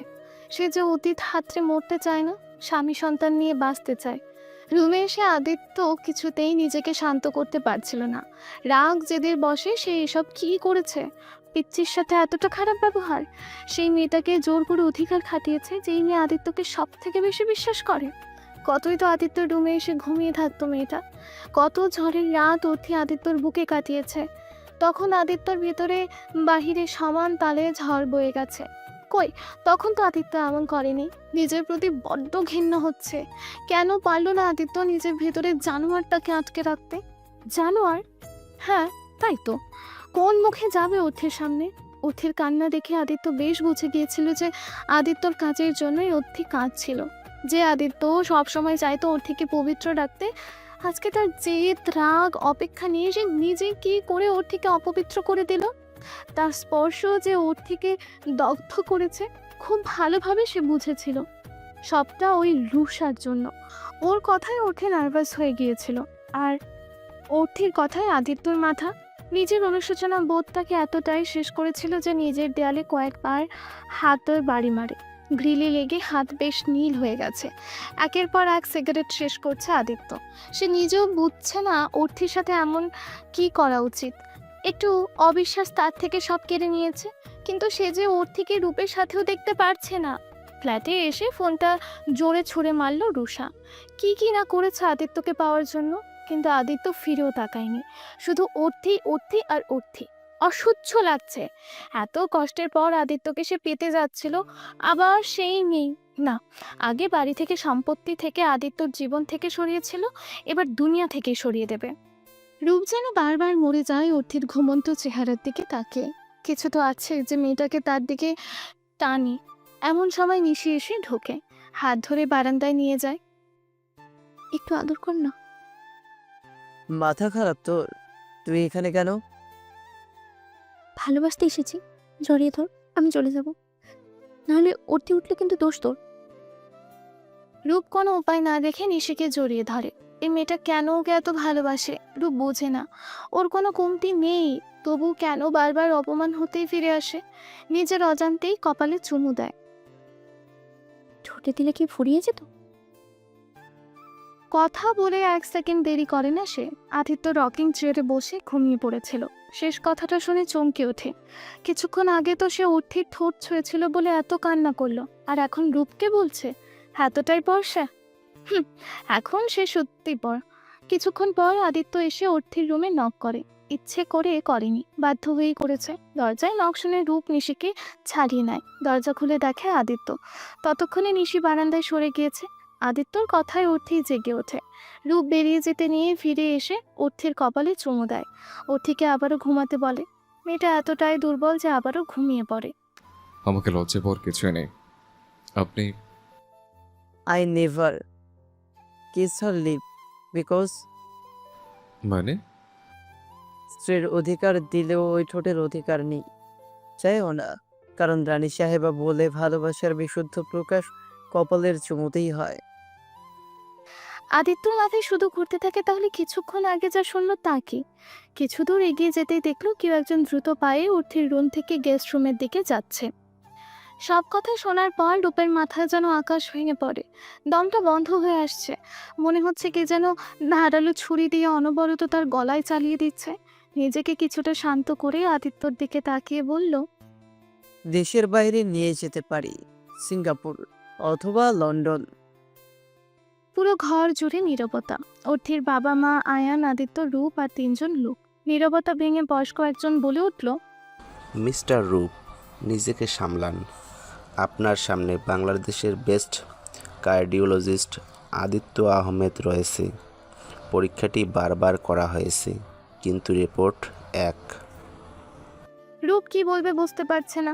অর্থির বাবা চুপ হয়ে আছে, মা কাঁদছে, আয়ান কি করবে বুঝছে না, আর আদিত্য তার হাতে কিছুই নেই। 3 জন লোক ডক্টর। আদিত্যর হয়তো রিপোর্ট বুঝতে ভুল হবে, সবার তো হবে না। বয়স্ক ডক্টর বেরিয়ে যাওয়ার সময় আদিত্যর কাঁধে হাত রেখে বলল, আদিত্য, বাচ্চাকে মায়ের কাছে দিয়ে দাও। ক্ষত গভীর হওয়ার আগেই মলম দিতে হয়। মায়ের ভালোবাসায় মিরাক্কেল হলেও হতে পারে। অর্থি বাচ্চার কান্নার স্বরে জেগে ওঠে। তাকিয়ে দেখে রূপ ছেলেকে নিয়ে দাঁড়িয়ে আছে, হাত বাড়িয়ে বুকে দিতে বলে। রূপ তাই দেয়। আসসালামু আলাইকুম। মাশাল্লাহ, আল্লাহ তোমাকে দুনিয়ার সব সুখ পায়ে এনে দিক, যাতে তুমি এগিয়ে যেতে পারো ইসলামের পথে। আল্লাহ তোমাকে আমার মাথা চুলের সমান হায়াত দিক। তোমার এই ছোট্ট ছোট্ট হাত পা দিয়ে পাড়িয়ে তুমি যেন আমার কবরে মাটি দিতে পারো। অর্থির এইসব কথা শুনে রূপ নিজেকে সামলে রাখতে পারল না। কিভাবে বলবে যে সে তাদের হয়তো সন্তান বাঁচবে না? কি করে বলবে যে তাদের ছেলের শরীরের ভিতরের অংশগুলো যে ঠিকভাবে তৈরি হয়নি, যে কোনো সময় মারা যাবে তাদের ছেলে? খুব কষ্টে কান্না চেপে রুম থেকে বেরিয়ে এলো রূপ। আজকে আসার সময় রূপের সাথে নিশি এসেছিল, গেস্ট রুমে আছে। রূপ দৌড়ে গিয়ে নিশিকে জড়িয়ে ধরে পাগলের মতন কাঁদতে থাকে। দেখতে দেখতে কেটে গেল 2 মাস। আদিত্য অর্থির রুমে যায় না। বাচ্চা যখন দেখার হয় নার্সকে দিয়ে আনিয়ে নেয়। অল্প কয়েকদিনের মধ্যে আলাদা মায়া জন্মে গেছে। কোলে নিতে অনুভূতি হয় ভিন্ন। অর্থির অংশ যে সে। আদিত্য যদি একটু মাথা ঠান্ডা রাখতো তাহলে হয়তো আজ আদিত্য অর্থি বেবি প্ল্যান করতো। এসব ভাবতেই আদিত্যর খারাপ লাগে। আদিত্য ভাইয়া, প্লিজ একটু রানী সাহেবার কাছে আসবেন। আসলে অর্থের বাবা বা আয়ান কেউ নেই। আমার একটু কাজ পড়ে গেছে, জরুরি। আপনি যদি অনিচ্ছা সত্ত্বেও আদিত্যকে যেতে হয়। অর্থি বাবুকে তেল দিয়ে দিচ্ছিল। আদিত্যকে দেখে চমকে ওঠে। আদিত্য আরো বেশি কষ্ট পায়, কারণ এই মেয়েটা তার কাছেই নিজেকে সব থেকে নিরাপদ মনে করত। হ্যাঁ রাজ, নাম কি রেখেছিস বাবুর? আরস। আরুষ? অর্থ আদিত্যের আ, রূপের র, আর শাওনের শ। শাওন কে? আয়ানের আরেক নাম শাওন। বিয়ে করেছো কবে? করবো না। কোনো সমস্যা তো? রুষাপু ভালো মেয়ে, পবিত্র মেয়ে, সংসার করার মতো মেয়ে। রাত বিরাতে তাকে অন্যের বুকে পাওয়া যায় না। বিয়ে করে নাও, সুখী হবে। আদিত্য কিছু বলার আগেই আয়ান চলে আসে। তিনজনে মিলে ভালোই আড্ডা দিতে থাকে। আদিত্য, অর্থি আর সে আনসেন্সার্ড কিছু ছবি তোলে আয়ান। ইদানিং রূপ নিশির সাথে ভালো ব্যস্ত হয়ে পড়েছে নতুন প্রজেক্ট নিয়ে। বাচ্চাদের জন্য এমন একটা মেডিসিন রূপ আর রূপের মেডিসিন টিম বানাতে চাচ্ছে, যা থাকলে প্রিম্যাচিওর বেবি অথবা টুইন বেবি জন্ম নিলে এদের যে কমপ্লিকেশন হয় এগুলো যাতে না হয়। নিশিও মাঝে মধ্যে বাসায় আসে, বেশ ভালো আড্ডা জমে। রূপ এদিকে ধীরে ধীরে নিশির নেশায় আসক্ত হচ্ছে। নিশির ছোট ছোট আবদারগুলো পাগলামিগুলো নিয়ে রূপের বেশ ভালোই কাটছিল। আর অর্থি ওর বাচ্চাকে নিয়ে। সামনের মাসে আদিত্য রুষার বিয়ে। রুষা খুব খুশি, কিন্তু আদিত্য, সে নিজের রাগ জেদের জন্য যে কাজ করেছিল তার জন্য এখনো কষ্ট পায়। হয়তো মুহূর্ত ছিল অমূল্য, কিন্তু অনুতাপ সে অসহ্য। একদিন সন্ধেবেলায় অর্থির রুমে ঠিক তেমন আড্ডা জমে উঠেছিল। আদিত্যকে রুষা জোর করেই নিয়ে আসে। অর্থি আরুষকে ফিডিং করার জন্য উঠে যেতে চাইলে রূপ বাধা দেয়। তাই আদিত্য রূপ বারান্দায় গিয়ে সিগারেট ধরাতেই অর্থি চিৎকার করে ওঠে। আদিত্যর বুঝতে বাকি রইল না, দৌড়ে গিয়ে বাচ্চাকে কোলে নেয়। আরুষের খুব শ্বাসকষ্ট হচ্ছে। নিশি, রূপ, আদিত্য দৌড়ে গাড়ি নিয়ে বের হয়। পেছনের গাড়িতে আসে অর্থি, আয়ন, রুষা আর বাকি সবাই। হাসপাতালে পৌঁছানোর পর অর্থির বাবা আদিত্যকে জিজ্ঞেস করতে আদিত্য বলে, uncle, he is no more, he is expired. আদিত্যর এই কয়টা শব্দ যেন বিষের মতন লাগলো অর্থের। চিৎকার করে কাঁদতে লাগলো আর বলছিল এর মানে কি। আরুষকে তার চাই, তার সন্তান তার বুক খালি করে এভাবে মারা যেতে পারে না। কম বেশি সবাই জানতো আরুষ বাঁচবে না। রূপকে সেদিন বুঝিয়েছিল, রূপ বলেছিল দেশের বাহিনী নিয়ে যাবে, কিন্তু কোনো লাভ হতো না। বাচ্চার পাকস্থলী হৃৎপিণ্ড এতটা সক্রিয় ছিল না। প্রথমত ওরা টুইন বেবি ছিল, যার ফলে ওদের কারো গ্রোথ ঠিক মতো হয়নি। দ্বিতীয়ত প্রেগনেন্সির সময় কিছু কমপ্লিকেশন প্লাস সঠিক পরিমাণের পুষ্টি না থাকায় আজ এই পরিণতি। অর্থি একসময় আদিত্যর বুকের শার্ট খামচে ধরে, শুধু আকুতি করতে থাকে, আদিত্যদা প্লিজ আমার আরুষকে ফিরিয়ে দাও। তুমি যা বলবে আমি করব। কোনোদিন তোমার সামনে আসবো না, আমি মরে গেলেও আসবো না। প্লিজ এনে দাও। কিছুক্ষণ পর দেখে রূপকে। সেখানে গিয়েও পাগলের প্রলাপ শুরু করে। শোনো না, আই প্রমিস ঠিক মতো খাবার খাবো, সব খাবো, মাছ, দুধ, ডিম সব। যা বলবে সব শুনবো। প্লিজ আমার সন্তান এনে দাও। সবাই অর্থিকে সামলাতে হিমশিম খাচ্ছিল। তখন অর্থির মা এসে অর্থির কাঁধে হাত রাখে। অর্থি যেন এবার আরো খেপে ওঠে, মাকে জড়িয়ে ধরে বলে, মা, মা তুমি কেন অভিশাপ দিলা? আমার দুই সন্তানকে কেড়ে নিলা। আমি কি ক্ষতি করেছিলাম তোমার? আল্লাহ আমার দুই সন্তান কেড়ে নিল তোমার অভিশাপে। মা আর একটা অভিশাপ দাও না, দাও না মা, বলো না আল্লাহকে আমাকে নিয়ে যেতে, আমিও যেন মরে যাই। মা বলো না গো মা। অর্থি মাকে ছেড়ে উঠে দাঁড়াতেই জ্ঞান হারায়। রূপ, আদিত্য দুজনেই দৌড়ে গিয়ে ধরতেই আদিত্যর বাম হাত দিয়ে অর্থিকে জড়িয়ে তুলে নেয়। আদিত্য এবার আর রূপকে কিছু বলে না, চুপচাপ গাড়িতে করে বাসায় নিয়ে আসে। আরুষকে কবর দেওয়া হয়েছে অরুণিমার পাশেই। এবার অর্থিকে নিয়ে যাওয়ার সাহস পায়নি অর্থির বাবা। কিভাবেই পাবে? তার ছোট্ট মেয়েটার জীবনে কী সব হচ্ছে। আল্লাহ তুমি একটু রহমত নাজিল করো। বুকের বাম পাশে প্রচণ্ড রকম ব্যথা হয় ইদানিং, তবুও মালুম করছে না সে। আদিত্যর রাতগুলো এখন সিগারেটে কেটে যায়। রাতগুলো যখন গভীর হয়, অর্থির রুম থেকে ভেসে আসে চাপা চিৎকার। আয়ন বোনের মুখের দিকে তাকাতে পারে না। খুব কষ্ট হয় কিছু খাওয়াতে, তবু তো খেতে হবে। রূপ কখনো আসে কখনো আসে না, বড্ড ব্যস্ত। কোথাও না কোথাও সে বাচ্চাদের মৃত্যুর জন্য অর্থিকে মানে। নিশির কথাগুলো বড্ড তাকে ভাবায়। মা চাইলে সব পারে, তবে কেন অর্থি নিজের ভুলের জন্য ওর সন্তানদের মেরে ফেললো? কি হতো যদি একটু কেয়ারফুল থাকতো? এইসব ভাবলে মাঝে মধ্যে খুব রাগ হয় রূপের। আমার মনে হয় জন্ম মৃত্যু সব তো আল্লাহর হাতে। মেয়েটার দিকে তাকানো যায় না, চোখের নিচে কালি, মুখ শুকিয়ে গেছে, চুল উস্কো খুস্কো। দেখতে দেখতে কেটে গেল 8টা মাস। আদিত্য রুষার বিয়ের দিন ঘনিয়ে আসছে। আদিত্যর বিয়ের কথা মনে হলে অর্থি না চাইতো বড্ড কষ্ট পায়। রুষা আপুর ভাগ্য অনেক ভালো, সে আদিত্য দাকে পেয়েছে। রুষা আপুর তো অর্থির সব পছন্দ হতো, তাই হয়তো আদিত্য দাকেও পছন্দ হয়েছে। যাক, ভালোই হলো। আদিত্য দা এক পবিত্র মেয়েকে বিয়ে করবে, সংসার করবে। অর্থের মতন অপবিত্র মেয়েকে না। অর্থির বাসায় বড্ড বিরক্ত লাগছে, তাই চুপচাপ নিজের বাসায় চলে এলো।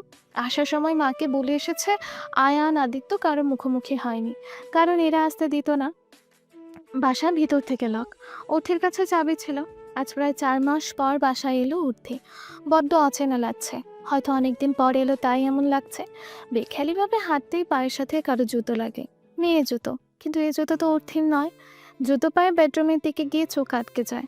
বিছানায় রূপ শুয়ে আছে, আর ওয়াশরুমে কেউ শাওয়ার নিচ্ছে। অবশ্যই সে কেউ মেয়ে, কারণ বাইরে থেকে কিছুটা বোঝা যাচ্ছে। কিছুক্ষণ পর অর্থিকে অবাক করে দিয়ে টাওয়েল পিছিয়ে বেরিয়ে এলো রূপের বেস্ট ফ্রেন্ড নিশি। নিশিকে দেখে অর্থে বেশ খানিকটা চমকে যায়, চিৎকার করে বলে ওঠে, আই মেয়ে, আই তুমি এখানে এভাবে কি করছো? অর্থের গলার স্বর শুনে ধরফরিয়ে উঠে বসে রূপ। নিশিও অবাক, হয়তো কেউ কাউকে এভাবে আশা করেনি। অর্থের হাত পা কাঁপছে, সবকিছু তার কাছে জলের মতন পরিষ্কার। কতদিন যাবত চলছে এসব? কি হলো বলো? আর তোমার লজ্জা করে না এসব করতে? রূপের দিকে ঘুরে বলে, তোমার শরীরে এত ঝাঁজ, আমি কি মরে গিয়েছিলাম? এই তোমার ব্যস্ততা। কিছুটা তর্ক বিতর্ক হয় অর্থের নিশির সাথে। অর্থের মেজাজ খুব খারাপ হয়ে যায়। রূপ চুপচাপ, মাথাটা ঝিমঝিম করছে। অন্যের স্বামীর দিকে নজর দিতে তোমার বুক কাঁপলো না? Worthy, please be in your limit. ভুলে যাও না তুমি শুধুই রূপের আশ্রিতা। আমি রূপের আশ্রিতা নই, স্ত্রী। You got that? স্ত্রী থাকতে যে নারী অন্যের স্বামীর সাথে থাকে তাকে রক্ষিতা বলে, আর তুমি তাই। রূপ কথাটা শেষ হওয়ার আগে অর্থিকে সজোরে থাপ্পড় মারে। সামলাতে না পেরে অর্থি নিচে বসে পড়ে। রূপ বোঝে না কার কথাই ওর রাগ হচ্ছে। নিশি অর্থিকে আশ্রিতা বলেছে এতে, নাকি অর্থি নিশিকে রক্ষিতা বলেছে এতে। রূপের প্রচণ্ড রাগ হয়। অর্থিকে এলো পাথারি পিটিয়ে রুম থেকে বেরিয়ে যায়। নিশি টাওয়াল ছেড়ে ততক্ষণে কাপড় পরে বেরিয়ে বলে, দেখলে তো কার স্থান কোথায়। আশ্রিতা আশ্রিতাই হয়, স্ত্রী হতে পারে না। বলেই নিশি চলে যায়। অর্থির কষ্ট হচ্ছে খুব। ভেসে উঠছে 3 বছর আগের সেই স্মৃতিগুলো। আদিত্য চলে যাওয়ার পর অর্থির একা একা লাগতো। সব জায়গায় আদিত্যর স্পর্শ পেত। ছেলেটা সব কিছু গুছিয়ে দিয়ে গেছে। নিয়ম করে বাসার সামনে ফুচকাওয়ালা মামা আসে, ফুলবাড়ি মেয়েটা ফুল দেয়, আরও কত কি। বেশ ভালোই চলছিল দিন। সারাদিন ক্লাস, অ্যাসাইনমেন্ট, রাতে আদিত্যর সাথে ফোনে কথা। কথা শেষে ওর বিছানায় গিয়ে চুপচাপ শুয়ে পড়া। বাসায় ফিরছিল অর্থি, তখন জানতে পারে ওদের সিনিয়র রূপ ভাইয়ার মা বাবা দুজনেই অ্যাক্সিডেন্ট করে মারা গেছে। মন খারাপ লাগে ভাইয়ার জন্য। বাসায় ফিরে আসতে নিলেই সব বান্ধবীরা বলে যাবে, ও রাজি হয় না। পরে সবাই বলে ওদের বাসায় যাওয়ার সময় গলির প্রথম বাসাটাই রূপের বাসা। অর্থি ভাবে একই রাস্তায়, তাহলে একটু যাওয়াই যায়। বাসায় গিয়ে দেখে লাশ দফন হয়ে গেছে। রূপ চুপচাপ বসে আছে। বাসায় আর কেউ নেই। ওরা কিছুক্ষণ বসে চলে আসে। কিছু দূর গিয়ে দেখে অর্থি অ্যাসাইনমেন্ট ভুলে রেখে এসেছে। নিতে গিয়ে দেখে রূপ বসেই আছে। কাঁধে স্পর্শ করতে রূপ জড়িয়ে ধরে, অর্থির বুকে মাথা রেখে প্রচণ্ড কান্না করে। এমন পরিস্থিতিতে কি করা উচিত অর্থি জানে না। আদিত্যটা জানলে তাকে মেরে ফেলবে, কিন্তু রূপ যেন ভরসার জায়গা খুঁজে পেয়েছিল। সেদিনের মতো অর্থি চলে আসে। ভয়ে ভয়ে সবটা আদিত্যকে বললে আদিত্য কিচ্ছু বলে না। 3 দিন পরের কথা, অর্থি আদিত্য রুমে বসে ওদের কিছু ছবি দেখছিল। হঠাৎ কল আসে। নাম্বার দেখে মনে হয় কানাডার কোড। রিসিভ করতে ভেসে ওঠে নিশির গলা। নিশি অর্থের সিনিয়র। বারবার অনুরোধ করতে থাকে সে যেন একবার গিয়ে রূপকে দেখে আসে। নিশি তখন কেবল কয়েকদিন হলো কানাডা স্কলারশিপ নিয়ে গেছে। তখন রাত 12টা। অর্থি রাজি হয় না, কিন্তু নিশির কথাও ফেলে না। আদিত্যর শালটা গায়ে জড়িয়ে বেরিয়ে পড়েছিল। ইস, সেটাতে যদি না বের হতো তাহলে হয়তো এমন হতো না। রূপের বাসায় গিয়ে দেখে রূপের খুব জ্বর। যখন আদিত্যকে কল দেবে তখন খেয়াল হলো ফোন আদিত্যর রুমেই রেখে এসেছে। তাই নিজে যা পারলো করলো। রূপের জ্বর কিছুটা কমে এলো। এদিকে সকালে সূর্য উঠে গেছে, উঠতে চলে যাবে এমন সময় হলো আর এক বিপত্তি। রূপ বমি করে সব নষ্ট করে দিল। রূপকে পরিষ্কার করে নিজে রূপের মায়ের এক শাড়ি পরে রূপের ফোন হাতে নিয়ে বাইরে এলো। কিছুতেই কারো নাম্বার মনে করতে পারছিল না, শুধু আদিত্যের নাম্বার মনে ছিল। বাসায়ও কাছে, কিন্তু রূপকে রেখেও যেতে পারছিল না। আদিত্যের নাম্বারে কল দিতেই রুষা ফোন ধরল। সবটা বলে অর্থি জোরে শ্বাস নিল। যাক বাবা, কিছুক্ষণ পর আসছে তাহলে। সকাল গড়িয়ে দুপুর, দুপুর গড়িয়ে রাত হলো, এলো না। ডক্টর বলে গেল রাতে জ্বর বাড়তে পারে, সাথে কাউকে থাকতে। রূপের আত্মীয় মানুষ কাউকে অর্থি চেনে না, তাই বাধ্য হলো থাকতে। পরদিন রূপের জ্বর কমতে অর্থি বাসায় ফিরে এলো। অর্থির বাবা মা কি মনে করে যে তাকে ঘরেই ঢুকতে দিল না কে জানে। ওর কথা শুনলই না। দৌড়ে গিয়ে আদিত্যকে কল দিতেই আদিত্য তাকে অনেক কথাই বলেছিল। শেষ কথাটা ছিল, আর যাই হোক, বিয়ে নামক পবিত্র সম্পর্কে কোনো অপবিত্র মেয়েকে মেনে নেওয়া যায় না। সেদিন রুষাই ছিল শেষ ভরসা, কিন্তু ও বলেনি কিছুই। এক কান দুই কান করে কথাটা ছড়িয়ে যায়। রূপ শুনে এগিয়ে যায় সবটা বলতে যে তাদের ভুল হচ্ছে, কিন্তু গিয়ে দেখে অর্থির মা ওর হাত ধরে টেনে বাহির করে দিচ্ছে আর বলছে, তুই যেমন আমার বুক খালি করলি, আল্লাহ তোর সন্তান তোর থেকে কেড়ে নিবে। রূপের প্রচণ্ড রাগ হয়, অর্থের হাত ধরে টেনে নিয়ে আসে। 3 দিন অর্থের রুম থেকে বের হয়নি। রূপ জোর করেনি, সবটা তার জন্যই তো হলো। আদিত্যকে অনেক কল করে লাভ হয় না। রূপ নিজ থেকেই অর্থের দায়িত্ব নেয়, কারণ ততদিনে কথাটা অন্যদিকে মোড় নিয়ে নেয়। 6 মাস পর অর্থি আর রূপের বিয়ে হয়। ভালোই চলছিল। রূপ অধিকার চায়নি না অর্থি, কিন্তু একটা সময় মনে হয় যে দুজন দুজনকে পরিপূর্ণ করার সামর্থ্য রাখে। ঠিক তখন এগিয়ে যায় সম্পর্ক। একদিন অর্থি নিজেকে আশ্রিতা বলছিল বলে রূপ না খেয়ে ঘুমিয়ে পড়েছিল। আর আজ অর্থির বেশ জানতে ইচ্ছে করে রুষা কেন এমন করেছিল। আর মা বাবা না হয় বাদ, আদিত্যদা যদি কথাগুলো শুনতো, চোখের সামনে সবকিছু ঝাপসা লাগে। গুঙানির আওয়াজটা ধীরে ধীরে কমে যাচ্ছে। অর্থির বড্ড বেশি ইচ্ছা হচ্ছে রূপকে তার দায়িত্ব থেকে মুক্তি দিতে। সমুদ্রের তীরে বালি দিয়ে বানানো ছোট্ট একটা ঘর, হয়তো কিছুক্ষণের মধ্যেই ঢেউ কিংবা বাতাসে চূর্ণ বিচূর্ণ হয়ে যাবে। অর্থির চোখের সামনে শুধু তাই ভেসে উঠছিল। সে মনে করেছিল ভালোবাসা, যত্ন, ত্যাগ দিয়ে এই সংসারকে বাঁচাবে। হোক না ঘর বালির, তাতে কি? ভালোবাসা তো সব পারে। ইট কাঠ সিমেন্ট দিয়ে শুধু ঘর হয়? সংসার তো হয় না। কিন্তু সংসারও যে বালির হয় আজ সে বুঝতে পারছে। হাতে হাতে গড়ে তোলা তার এই বালির সংসার নিশি নামক ঝোড়ো হাওয়ায় শেষ হয়ে যাচ্ছে। আশা করছি নামের অর্থ খুঁজে পেয়েছেন যাদের গল্পের নাম নিয়ে সমস্যা হচ্ছিল। রূপের সাথে নিশির সম্পর্ক অনেক বছরের। কথা ছিল নিশির পরপর রূপ কানাডা চলে যাবে। সব ঠিক ছিল। যাওয়ার 15 দিন আগে বাবা মা মারা যায়। তারপর নিজের জন্য অর্থের এমন অবস্থা দেখে নিজেকে অপরাধী মনে হতো। অর্থের দায়িত্ব নিল। সম্পর্ক ধীরে ধীরে ভালোবাসায় পরিণত হয়েছিল। কিন্তু নিশির ফিরে আসা যেন দমকা হাওয়ার মতো। নিশিও যে খুব কাছের, কেন যেন আজকাল ওর থেকে চিন্তা করতে পারে না। মাথায় ঝিরে ঝিরে ব্যথা হয়, কিন্তু নিশির পরশে সব ভুলে যায়। সাফল্য তো নিশির। আফটার অল, কানাডা থেকে মেডিসিন নিয়ে এত কিছু পড়ে এসে সে যদি নিজের কাছের মানুষকে নিজের দিকে ফিরিয়ে নিয়ে আসতে না পারত, তবে এত লেখাপড়া করে কী লাভ? রূপকে সে পেয়েছে। হোক না নিশার ঘরে, হোক না অবচেতন মনে, তবুও তো কেড়ে নিয়েছে। কারণ নিশি জানে রূপ সজ্ঞানে ওর থেকে ছাড়বে না, কিন্তু তার রূপকে সে কাউকে দিবে না। সারাদিন ক্লাস শেষে বাসায় ফিরছিল আয়ান। কাল পাগলিটার জন্মদিন। ঘড়িতে কাটায় কাটায় 10টা বেজে 37 মিনিট। বেশ কিছু নাইনি। স্টারগাজের ফুল, কিছু চকলেটস আর ছোট ছোট পুতুল। এগুলো দিলেই মন খুশি। স্টারগাজের বলতে তো পাগল। এই ফুল দেখলে মুখে হাসি ফুটবেই। মেয়েটা কয়েকদিনে কেমন হয়ে গেছে। রেস্টুরেন্ট থেকে অর্থির প্রিয় চিজ কেক সাথে স্পেশাল বিরিয়ানি নিয়ে বাসায় ঢুকে আয়ান। সারাদিন বোনের খেয়াল রাখতে পারেনি। সকালে ঘুমন্ত অবস্থায় দেখিয়ে চলে গেছে। দুপুরের দিকে মনটা খুব ছটফট করছিল, কিন্তু এক্সাম ছিল তাই আসতে বা কল দিতে পারেনি।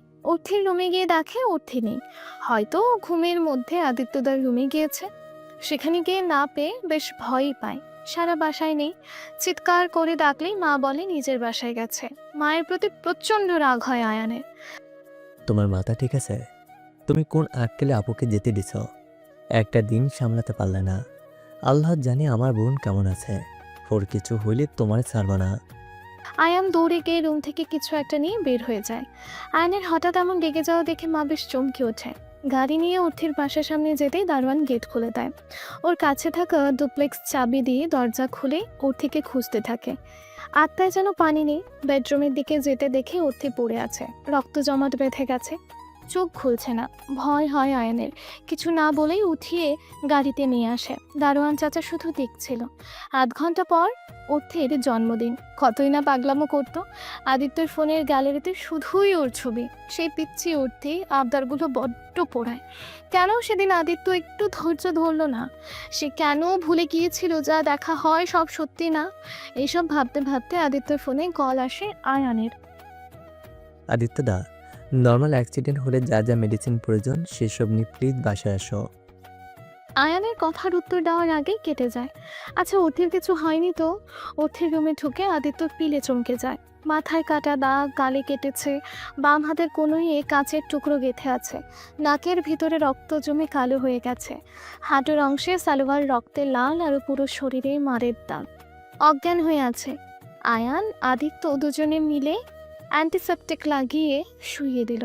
আদিত্য ডান হাতে ধরে বসেছিল, বাঁ হাতে স্যালাইন চলছে। ঘড়ির কাঁটায় 12টা। ফুলগুলো এগিয়ে দিয়ে ঘুমন্ত অর্থির কপালে চুমু দিয়ে উইশ করলো।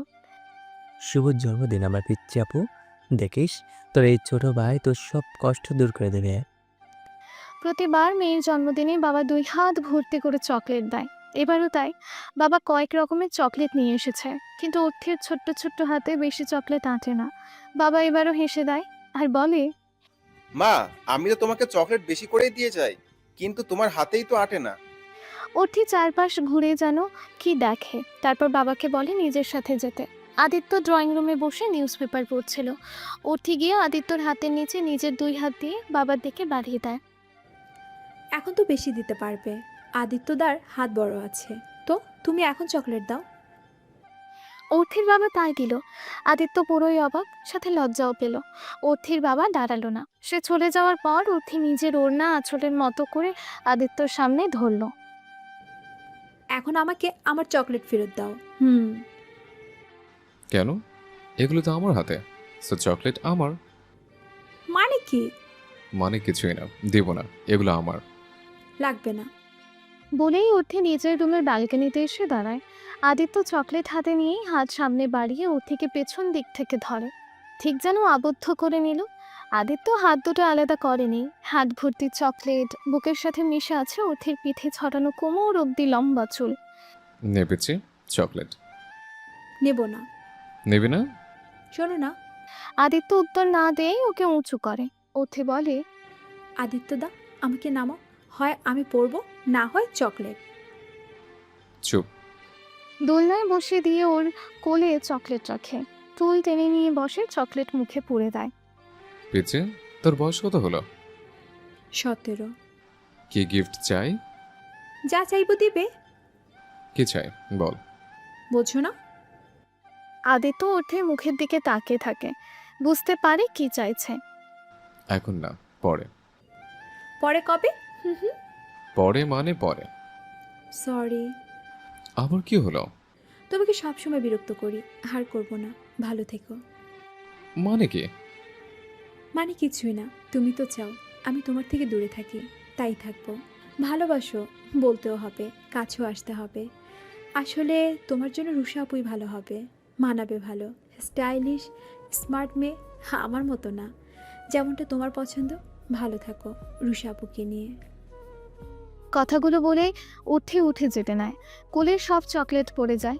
এক পা এগোতে আদিত্য অর্থিকে হাত ধরে টেনে এনে বসিয়ে গালে সজোরে থাপ্পড় বসিয়ে দেয়। অর্থি এমন কাজে অভ্যস্ত না, কেউ ভুলেও মারেনি। মাথা ঝিমঝিম করছে। আদিত্য বেশ রেগে গেছে। কখনো সে রুষাকে নিয়ে এসব ভাবেনি। কেন ওর কথা উঠবে এখানে? কিছু না বলতে বলতে বেশি কথা বলে ফেলে। যখন হুঁশ হলো আদিত্য অর্থিকে মেরেছে, আদিত্যর নিজের প্রতি রাগ আরও বেশি হতে থাকলো। আজ বাচ্চা মেয়েটার জন্মদিন। সব থেকে বড় কথাও কিভাবে পারলো ওই পিচ্ছি মেয়েকে মারতে। নিজের প্রতি রাগ আরও বেশি হলো। দেয়ালে কয়েকটা ঘুষি দিল, আবারও দিতেই সামনে দাঁড়ালো। আদিত্যকে কখনো এত রাগ করতে দেখেনি। কিভাবে শান্ত করবে জানে না। অর্থির কান্নার মুখ দেখে আদিত্য অর্থিকে বসিয়ে দিয়ে এক হাত দিয়ে অর্থের মাথা এগিয়ে নিয়ে এসে অন্য হাতে 2 হাত ধরে। ভালোবাসি এটা বলতে হবে, প্রপোজ করতেই হবে। তোকে নিয়ে আমার অনেক ইচ্ছা, প্রপোজ করব সরাসরি বিয়ের জন্য। ভালোবাসি বলবো যেদিন তোকে পূর্ণ করব, পূর্ণ সেদিন করব যখন তুই নিজেকে সামলানোর ক্ষমতা রাখবে। আদিত্যর রাগ কিছুটা কমে এসেছে। অর্থে নিজেকে ছাড়িয়ে নিয়ে বলে, তো করো না আমায় পূর্ণ, বলো না ভালোবাসি। পূর্ণ করা মানে বুঝেছিস? না। তুই এখনো বাচ্চা, আগে বড় হয় না। আদিত্যর ঘুম ভেঙে যায়। ইদানিং সে স্বপ্নে শুধু অতীত হাতড়ে বেড়ায়। ফেব্রুয়ারি মাসের হালকা শীতে ঘেমে গেছে অর্থে। শরীরের ওপর থেকে ওড়না সরাতেই ক্ষতগুলোও চোখে পড়ে। রেগে ফেটে যাচ্ছে সে। এসব হয়েছে রুষার জন্য। মনে হচ্ছে ওকে চুলের মুঠি ধরে টেনে নিয়ে এসে ঠিক এভাবে মারতে। না, ওসব ভিডিও মেসেজ আদিত্যকে দিত না, আর না এসব হতো। ওঠের ভিডিও দেখে আদিত্যর মাথায় রাগ জেগে বসে। কিন্তু ভুল তো ভাঙবেই, ভেঙেছিল। কোনো একটা অজানা নাম্বার থেকে সেন্ড করা রূপের বাসার সিসিটিভি ফুটেজে সব ভুল ভেঙে দেয় তার। ইস, রাগ হয় তখন নিজের প্রতি। কেন সে অর্থিকে বিশ্বাস করেনি? কিন্তু ততদিনে রূপ অর্থির বিয়ে হয়ে গেছে। দেশে ফিরে এসে জানতে পারে অর্থির বেবি হবে। আদিত্য তারপর কত রাত ঠিকমতো ঘুমায়নি। অর্থিদের বাসায় এসে থাকতে চায়নি, কারণ চারপাশে শুধুই স্মৃতি। কিন্তু আঙ্কেলের কথা ফেলতে পারেনি। ভাগ্যের সমীকরণে সে পরাজিত। আজ বাদে কাল সেই রুষার সাথেই তার বিয়া। না, সে রুষাকে চায় না, কিন্তু ওই যে বাংলাদেশের সব বাবার হার্ট খুব দুর্বল, একটু হলেই অ্যাটাক হয়। অন্ধকার রুমে বসে রুষা কেঁদেই চলেছে। আজকে আদিত্য খুব খারাপ ব্যবহার করেছে। রুষার কান্না শুনে ওর ভাই দৌড়ে আসে। কি হয়েছে আপু? আদিত্য, কি? ও এখনো অর্থিকে ভালোবাসে? কাল তো তোদের রেজিস্ট্রি, তারপর আদিত্য হইয়া শুধুই তোর। তুই যা এখান থেকে, আমি বাঁচি মরি তাতে তোর কি রে ভাই? তোর চোখের পানি সহ্য করতে পারি না বললেই।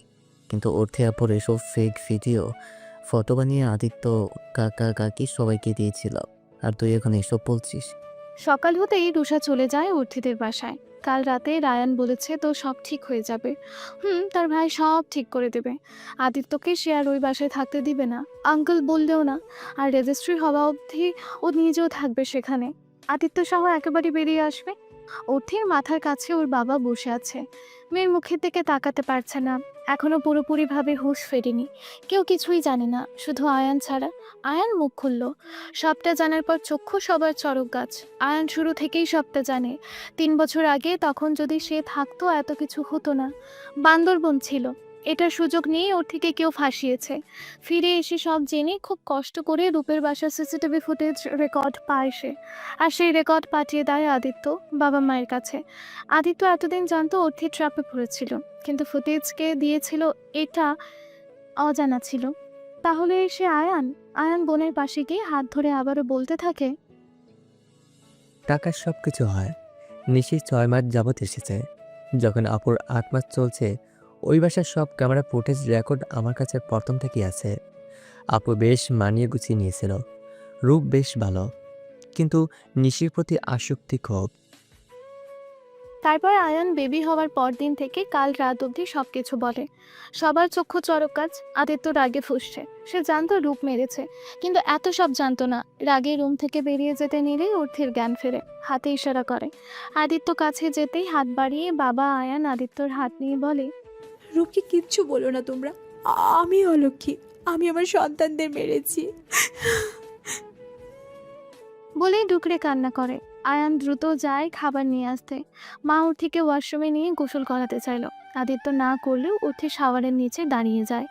একবার অর্থি সুস্থ হোক, তারপর দেখে নেব রূপকে।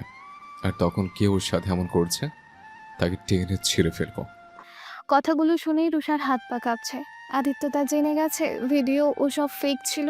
কাঁপতে কাঁপতে রায়ানকে কল দেয়। হ্যালো ভাইয়া, মনে বলো। আদিত্যদা সব জেনে গিয়েছে। মানে কি? কি হয়েছে? শান্ত হও, ক্লিয়ার করে বলো। ভিডিও ছবি যে ফেক ছিল সেগুলো সবাই জেনে গিয়েছে। কি হবে? এত জানি না, তবে সব জানার পেছনে আয়ান আছে। তোমাকে ওরা কিছু বলেছে? তোমার কিছু করেনি তো? ওরা কি জানে আমরা এসব করেছি? না, আমরা করেছিলাম এসবটা জানে না। যাক বাবা, বাঁচালে। শোনো, রিল্যাক্স করো, কিছুই হবে না। কিন্তু মনে হয় না অর্থি এ বাসায় থাকলে আদিত্যদা আমাকে বিয়ে করতে রাজি হবে। রূপের সব কথা বলে। চিন্তা করো না, কাল দাদু আসছে, সব ঠিক হয়ে যাবে। রাতের দিকে অর্থি অনেকটা সুস্থ, বারান্দায় বসেছিল। বাবা মা এসে অনেকটা কথা বলে গেল। বাহিরে আদিত্য রুষার বিয়ের প্রিপারেশন নেওয়া হচ্ছে। হায় রে নিয়তি, হায় রে ভাগ্য। নদীর একুল ভাঙে আর ওকুল গড়ে, এমনটাই হচ্ছে। অর্থির সংসার ভেঙে যাচ্ছে আর আদিত্যর সংসার করছে। বুকের ভিতর চিনচিন ব্যথা করছে। আয়ান এসে অর্থের মাথা চুপচাপ ওর বুকের সাথে লাগিয়ে ধরে, হাতে ফোন দিয়ে বলে, নাও তো মোনা, কি? ফোনে দেখো। ফোনের গ্যালারিতে শুধুই শিনচান কার্টুন অনিচ্ছা সত্ত্বেও দেখা শুরু করে। দেখতে দেখতে একসময় অর্থি হাসতে থাকে। আয়ানের বুকের মাঝে থেকে 1000 টনের বোঝা নেমে যায়। সকাল হতেই রুষার দাদি মানে অর্থির চাচাতো দাদি আসে। অর্থির সব কথা শুনে বেশ চেঁচামেচি করে। অর্থির মা বাবা ওনাকে খুব সম্মান করে আর এর সুযোগ সে বারবার নেয়। রেগে মেগে অর্থির রুমে যায়, গিয়েই রুম থেকে টেনে তুলে মেয়েকে বলতে থাকে, কি রে মুখ পুড়িয়ে এখন এখানে এসেছিস আমার রোষার সংসার ভাঙতে? নিজের সন্তান তো খাইছিস, এখন এই শুভ একটা দিনে? অনেক কথা অর্থিকে বলে, যার সারমর্ম এই যে অর্থি একটা অলক্ষ্মী মেয়ে, নিজের সন্তানকে নিজে মেরেছে, স্বামীকে আটকে রাখতে পারেনি। সে শুভ দিনে এখানে থাকলে রুষা আদিত্যর খারাপ হবে। তাকে এখনই বাসা থেকে অন্তত আজকের দিনের জন্য হলেও দূরে যেতে, আর রূপকে মাফ করে নিজের সংসার করতে। পুরুষ মানুষের একটু আধটু এমন শখ থাকবেই, মেনে নিতে হয়। অর্থি নিজের মায়ের দিকে খুব আশা নিয়ে তাকায়, কিন্তু মনে হয় তার মায়েও এই কথায় সম্মতি আছে।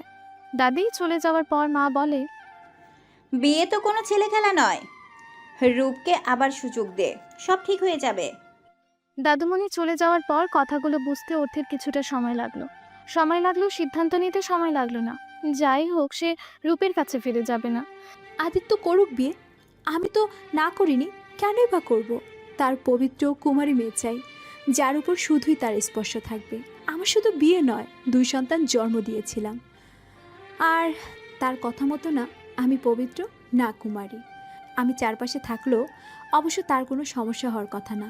আর রইল রূপকে মাফ করার, করব মাফ, একেবারে করব। বেশ খানিকটা সময় নিয়ে সবার নাই ওঠে, বের হয়ে দেখে মা বসে আছে। অর্তি, আমার কথায় তোর হয়তো মনে হবে আমি তোর মা হয়ে এসব বলছি কেন, তবুও বলবো। জানিস তো মেয়েদের জীবন বড্ড বেশি ভয়ঙ্কর। রূপ তোর স্বামী, হয়তো সন্তানদের হারানো কিংবা কোনো এক কারণে ভুল পথে পা দিয়েছে, কিন্তু স্ত্রী হিসাবে তোর উচিত তাকে সুযোগ দেওয়া। হয়তো ভুল সূত্রে নিবে। বড় কথা আদিত্য রুষার বিয়ে, তুই এখানে থাকলে হয়তো হবে না এই বিয়ে। আমার কথার বোঝার চেষ্টা করিস। রূপকে ছাড়বি কার ভরসায়? আজ বাবা ভাই পাশে আছে, কাল হয়তো থাকবে না। আর আমার এই বাড়িতে কি সারা জীবন থাকতে পারবি? হয়তো তোর খারাপ লাগছে, তবুও বলবো তুই ফিরে যা, রুষাকে সুখী হতে দে। আর যদি না যাস তাহলেও অন্তত আজকের দিনের জন্য যা। মা কথাগুলো বলে যাওয়ার পরই রুষা আসে, তার একটা কথাই, আদিত্যকে খুব কষ্টে পেয়েছি, কিন্তু এখন তোকেও চাই। প্লিজ আদিত্যকে আমাকে ফিরিয়ে দে। তুই থাকলে ও কোনো দিন আমার হবে না। আমি তোর কাছে আদিত্যকে ভিক্ষা চাইছি, প্লিজ। রুষার কান্না দেখে অর্থির দম বন্ধ হয়ে আসে। আদিত্য কেন তাকে চাইবে? সে তো অপবিত্র। এই ঘরে আরুষের অনেক কিছুই আছে। অর্থি আরুষের ছবি আর একটা খেলনা নিয়ে কিছু না বলেই বেরিয়ে পড়ে। সে জানে তার কোনো জায়গা নেই এ বাড়িতে। রুষার মুখে ফুটে ওঠে বিশ্বজয়ের হাসি। অর্থি আবারও ফিরে এলো রূপের বাড়িতে। খই যাবে, কি করবে? এই আশায় হয়তো রূপ মাফ চাইবে, আবার সব ঠিকঠাক হবে। কিন্তু সব চাওয়ায় কি পূর্ণতা পায়? বাসার অবস্থা নাজেহাল, জিনিসপত্র ভাঙা, খাবার টেবিল অপরিষ্কার, আরো কত কি।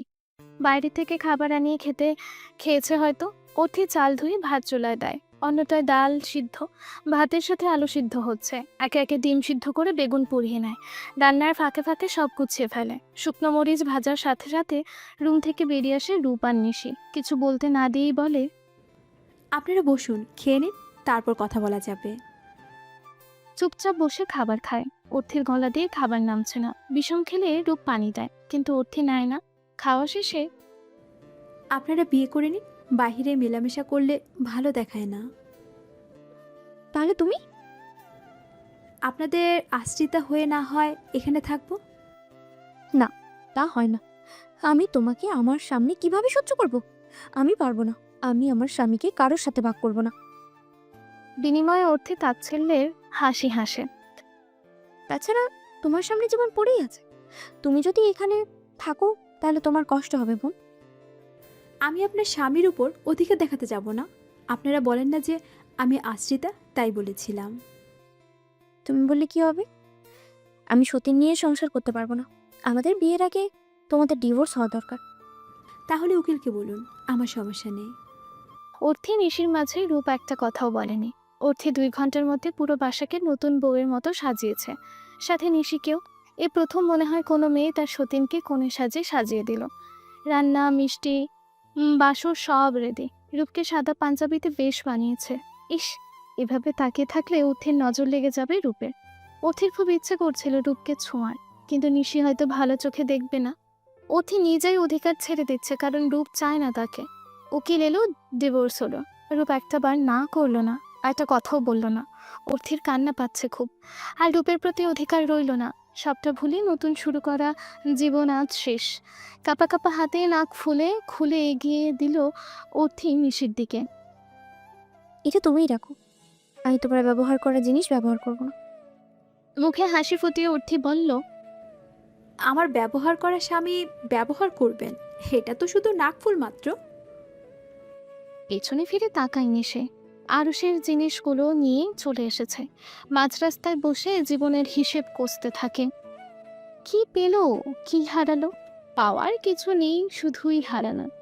ছোট্ট পিচ্চে অর্থির জীবনে আদিত্য এলো। কিশোরী বয়স থেকে আগলে রাখলো, হঠাৎ সব তছনছ হয়ে গেল এক রাতে।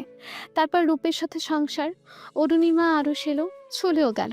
আবার নিশির ঝোড়ো হাওয়ায় গোছানো সংসার বালির সংসারে পরিণত হলো। আজ সে সংসার আর নেই। ডান দিকে যে রাস্তা গিয়েছে তার বাবার বাসার সামনে, সেই বাসায় হয়তো এতক্ষণে আদিত্য রুষার বিয়ে শুরু হয়ে গেছে। আর বামে রূপ নিশি।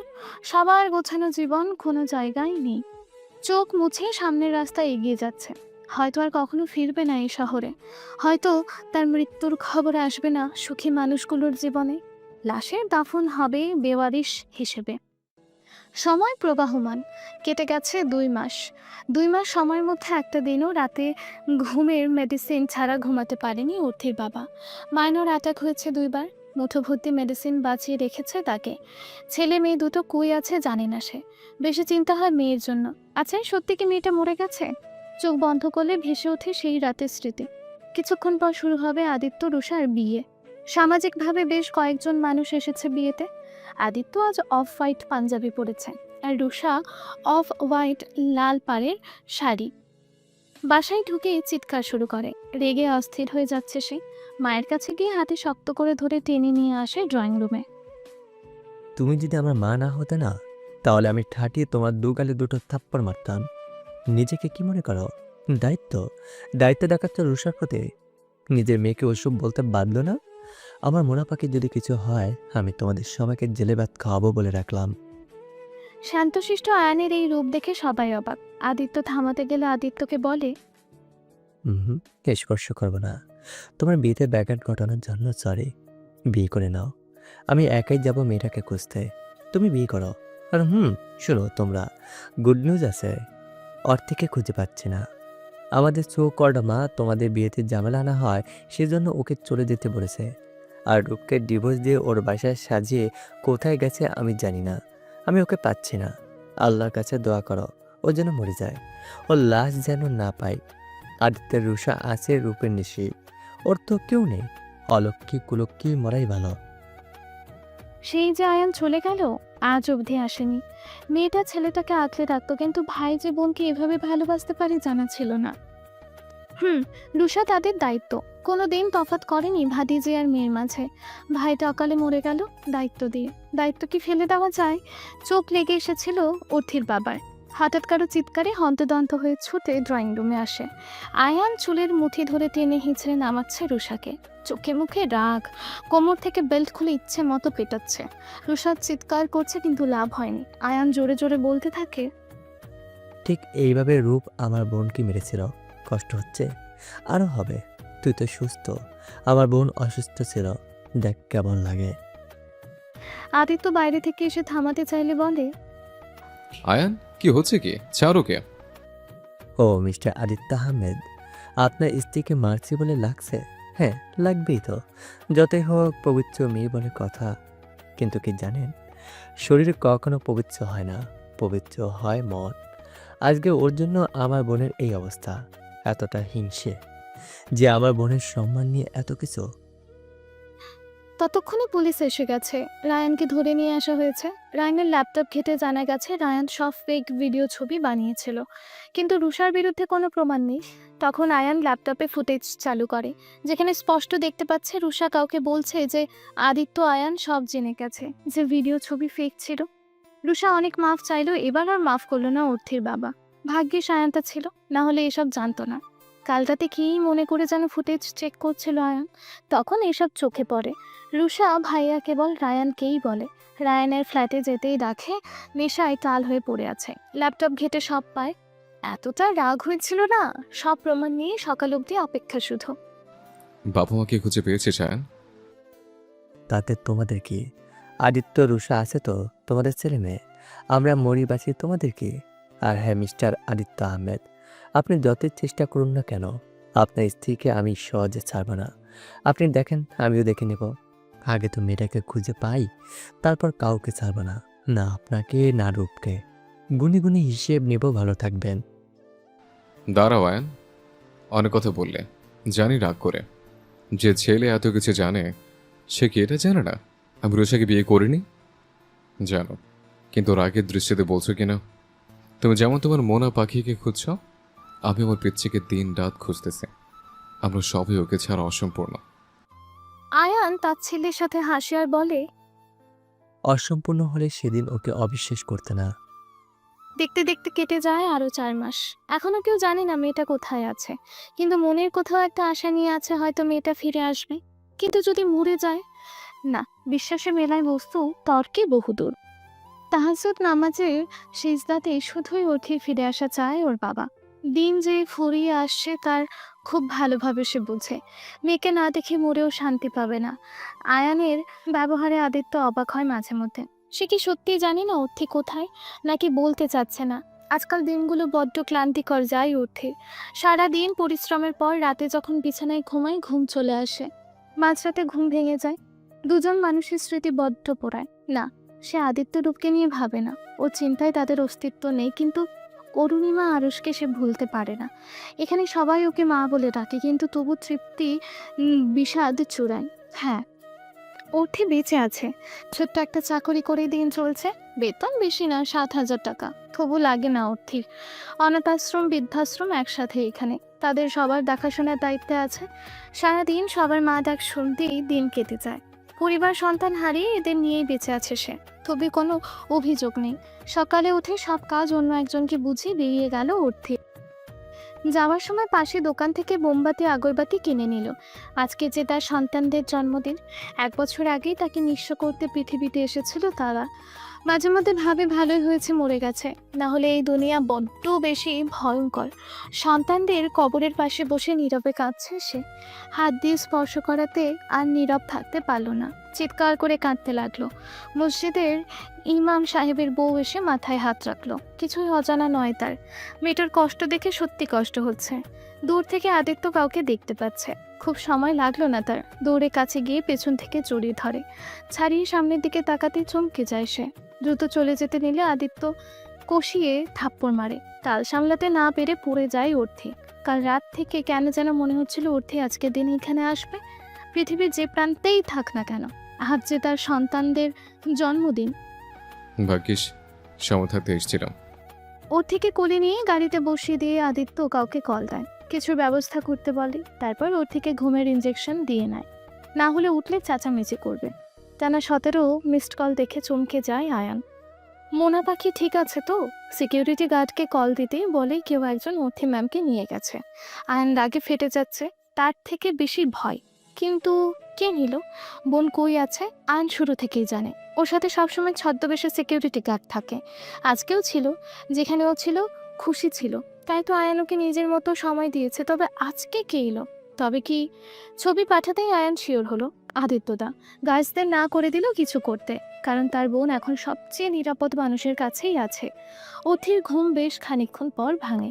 কিছু কিছু মনে আছে, black jeans, sky blue shirt, আদিত্যদা। হ্যাঁ, আদিত্যদা ছিল। উঠে বসতেই দেখে বারান্দার সাদা পর্দাগুলো বাতাসে সরে সরে যাচ্ছে। সিগারেট হাতে দাঁড়িয়ে আছে আদিত্য।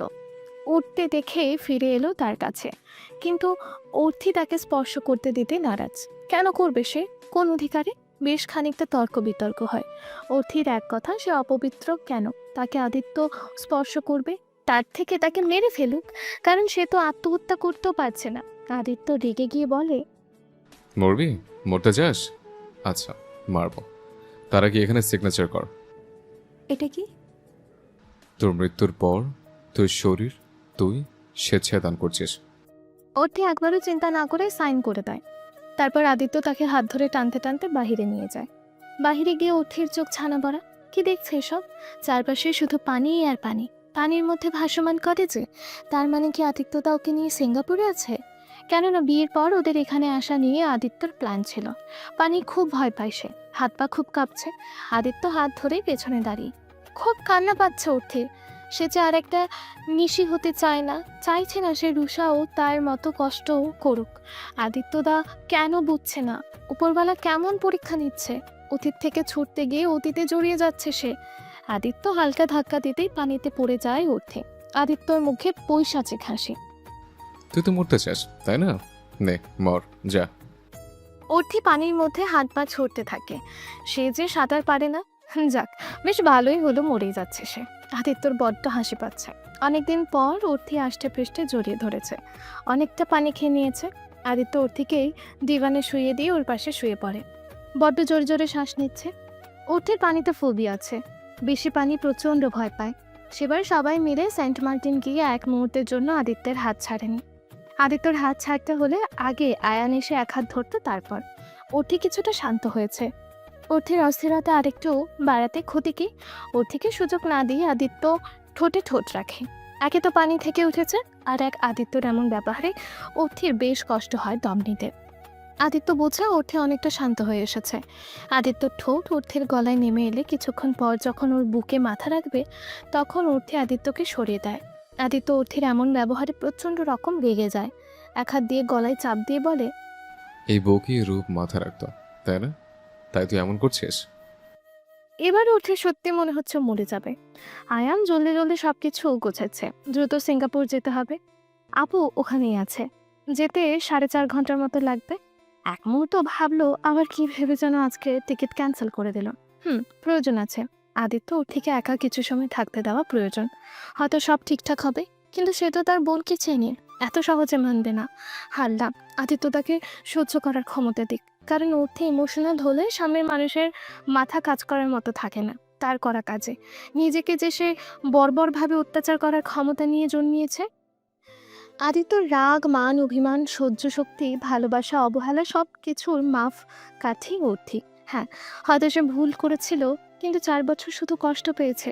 শুধু কি তাই যে অর্থির গায়ে নিজেই জোরে স্পর্শ করতো না, তার উপর কি সব বয়ে গেছে? অর্থির স্পর্শ তার জন্য সব, কিন্তু প্রত্যাখ্যান মোটেও মেনে নেওয়া যায় না। অর্থির ঠোঁট কাঁপছে, ধীরে ধীরে বলল, স্পিড বোর্ডে কেউ আসছে। আদিত্য তাকিয়ে দেখে সত্যি কেউ আসছে।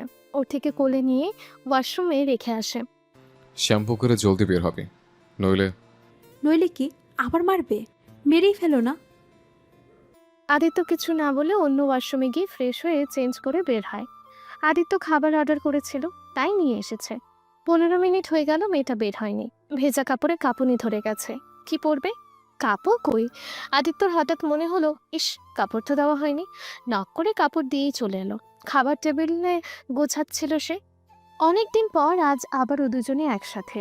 অর্থির ডাকে রুমে ঢুকতে নিলে অর্থি বলে, বাইরেই থাকুন। বলি যে শুধু শাড়ি কিভাবে পরবো? মানে শুধু শাড়ি দিয়েছেন। আদিত্য রুমের ভেতরে ঢুকতেই ছানা বড়া। উঠে টাওয়াল পেঁচিয়ে দাঁড়িয়ে আছে। চুল থেকে টপ টপ পানি পড়তেছে। যে কোনো প্রেমিক পুরুষের হৃদয়ে রক্তক্ষরণের জন্য যথেষ্ট নয় কি? অর্থির গাল দুটো মনে হচ্ছে কমলা লেবু, খেয়ে ফেলতে ইচ্ছে করছে। আদিত্য চুপচাপ ওর থেকে সব দিয়ে বাইরে চলে আসে। চোখ জ্বলছে, গা গরম হয়ে গেছে, চোখ দুটোও লাল। বড্ড কষ্ট হচ্ছে আজকে নিজেকে শান্ত করতে।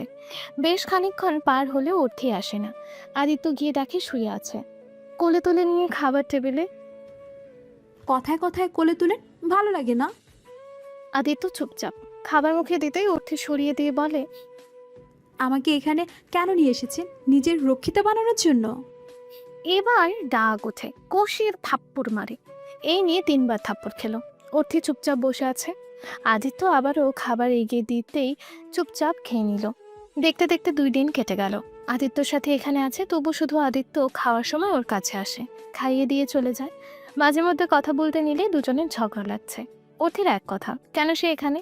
গোসল সেরে স্কাই ব্লু কালারের শাড়ি পরে অর্থি ড্রেসিং টেবিলের সামনে দাঁড়িয়েছিল। নাভি থেকে 4 আঙুল নিচে দাগ, বড্ড বেশি পোড়ায় তাকে। কায়া দেখলে মায়া বাড়ে, কথায় আছে না? আদিত্য নিজেকে কষ্ট দিচ্ছে সিগারেটের সাথে। ফোন নিতে রুমে এসে অর্থিকে দেখে দাঁড়িয়ে যায়। চুল থেকে টপার টপ পানি পড়ছে কোমরে। চলে যেতে নিলে অর্থি শার্টের কলার চেপে ধরে আদিত্যর পায়ের ওপর দাঁড়িয়ে জিজ্ঞেস করে, কেন করছেন এসব? জানি না। ভালোবাসেন আমায়? জানিস না? সারা জীবন আপনাকে সবাই আমার দ্বিতীয় স্বামী বলবে। পারবেন মেনে নিতে সমাজের সব খোটা? কবুল। পারবেন আমার নাভির নিচের এই দাগটা সহ আমাকে গ্রহণ করতে? কবুল। পারবেন কুমারিত্বহীন অর্থিকে মেনে নিতে? কবুল। আদিত্যর কথা শুনে নিজের প্রতি আরো রাগ হয় অর্থির। সে রুষাকে ঠকাচ্ছে যে। আদিত্য অর্থিকে শক্ত করে জড়িয়ে ধরে, পায়ের ওপর ভর দিতে নিয়ে যায় ব্যালকনিতে। পরিবেশটা বড্ড বেশি সুন্দর। আদিত্যর সেই চিরচেনা গন্ধ যেন অর্থিকে বারবার বলছে, আদিত্য তোর ছিল, ফিরে দিস না। কিন্তু রুষা? দূর থেকে স্পিড বোর্ডে করে কেউ এলো, ফুল এগিয়ে দিয়ে বলল, কংগ্রেস মিসেস অর্থি আদিত্য আহমেদ। আয়ানের দিকে অসহায়ভাবে অর্থি তাকিয়ে। কি বলছিস এসব? তুমি এখানে আসার পর কোথাও সাইন করেছ? হুম। ওটা তোমাদের রেজিস্ট্রি পেপার ছিল না মোনা পাখি? মানে কি? মানে যা তাই। জোর করে বিয়ে করে লাভ নেই, রুষাকে কষ্ট দিতে পারবো না। তার থেকে বরং মরেই যায়, রুষা অন্তত সুখী হবে। আদিত্য আয়ান একটু দূরে ছিল। অর্থি ছুরি ততক্ষণে হাতে চালিয়ে দিয়েছে। দৌড়ে এসে ধরাতে বেশি লাগেনি, জায়গা মতো লাগলে খবর ছিল। আদিত্য রেগে আয়ানকে বলে, আয়ন প্লিজ, কিছুক্ষণ সময়ের জন্য বাইরে গিয়ে সব ব্যবস্থা করো। আমি চাই না তোমার সামনে তোমার বোনকে কষ্ট দিতে। আয়ান অর্থির মাথার কাছে বিছানায় বসেছিল। বোনের কপালে ছোট্ট একটা চুমু দিয়ে বেরিয়ে যায়। আদিত্য দরজা লাগিয়ে দিয়ে এসে বেডরুমের দরজা লাগায়। অর্থি চুপচাপ শুয়ে আছে। সে জানে এখন বেশি তিরিং বেরিং করলে 12টা বাজবে। আদিত্য এসে চুপচাপ অর্থির পাশে শুয়ে পড়ে। এ যেন ঝড়ের পূর্বাভাস। কিছুক্ষণ পর অর্থি উঠতে নিলে আদিত্য ধমক দিয়ে শুয়ে থাকতে বলে। শুয়ে শুয়েই আদিত্য 1 প্যাকেট সিগারেট শেষ করেছে। ঘর ধোয়ায় ভরে গেছে। আদিত্যর রাগ অর্থি জানে, এখন তাকে শান্ত করা প্রয়োজন। চুপচাপ সরে গিয়ে আদিত্যর বুকে মাথা রাখতেই আদিত্য হাতে সিগারেট অর্থির পিঠে লাগে। বেশ চেঁচিয়ে ওঠে।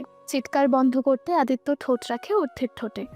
6 মাস 17 দিন পর রূপ অর্থির খোঁজ পেয়েছে। হাল্লা তার ডাক শুনেছে। সে কি না করছে ওর সাথে। না, অর্থিকে আর দূরে রাখবে না সে। দরকার হলে ওর পায়ে ধরে মাপ চাইবে, তবু তার ওর থেকে চায়। অর্থির বুকেই যে সে পেয়েছিল সব থেকে নিরাপদ আশ্রয়স্থান। সকাল হতে আয়ান এসে হাজির। হাতে একটা পেপার, কিছু একটা হয়েছে। চোখে মুখে লেপটে আছে হাসি। আদিত্য কাগজ দেখে আরো খুশি হলো। অর্থির অ্যাডমিশন হয়ে গেছে, সাথে আয়ানে। আদিত্য আয়ানের সাথে অর্থি পাড়ি দিল কানাডায়। লেখাপড়া আদিত্য আয়ান সংসার নিয়ে বেশ ভালো আছে অর্থি। মাঝে মধ্যে বাবা মা আসে। প্রথমে তো মায়ের সাথে আয়ান কথাই বলতে দিবে না। এখন কেন মেয়ের প্রতি আহ্লাদ আসছে তার। সবাই বোঝানোর পর সব ঠিকঠাক হয়। মা নিজে অনুতপ্ত।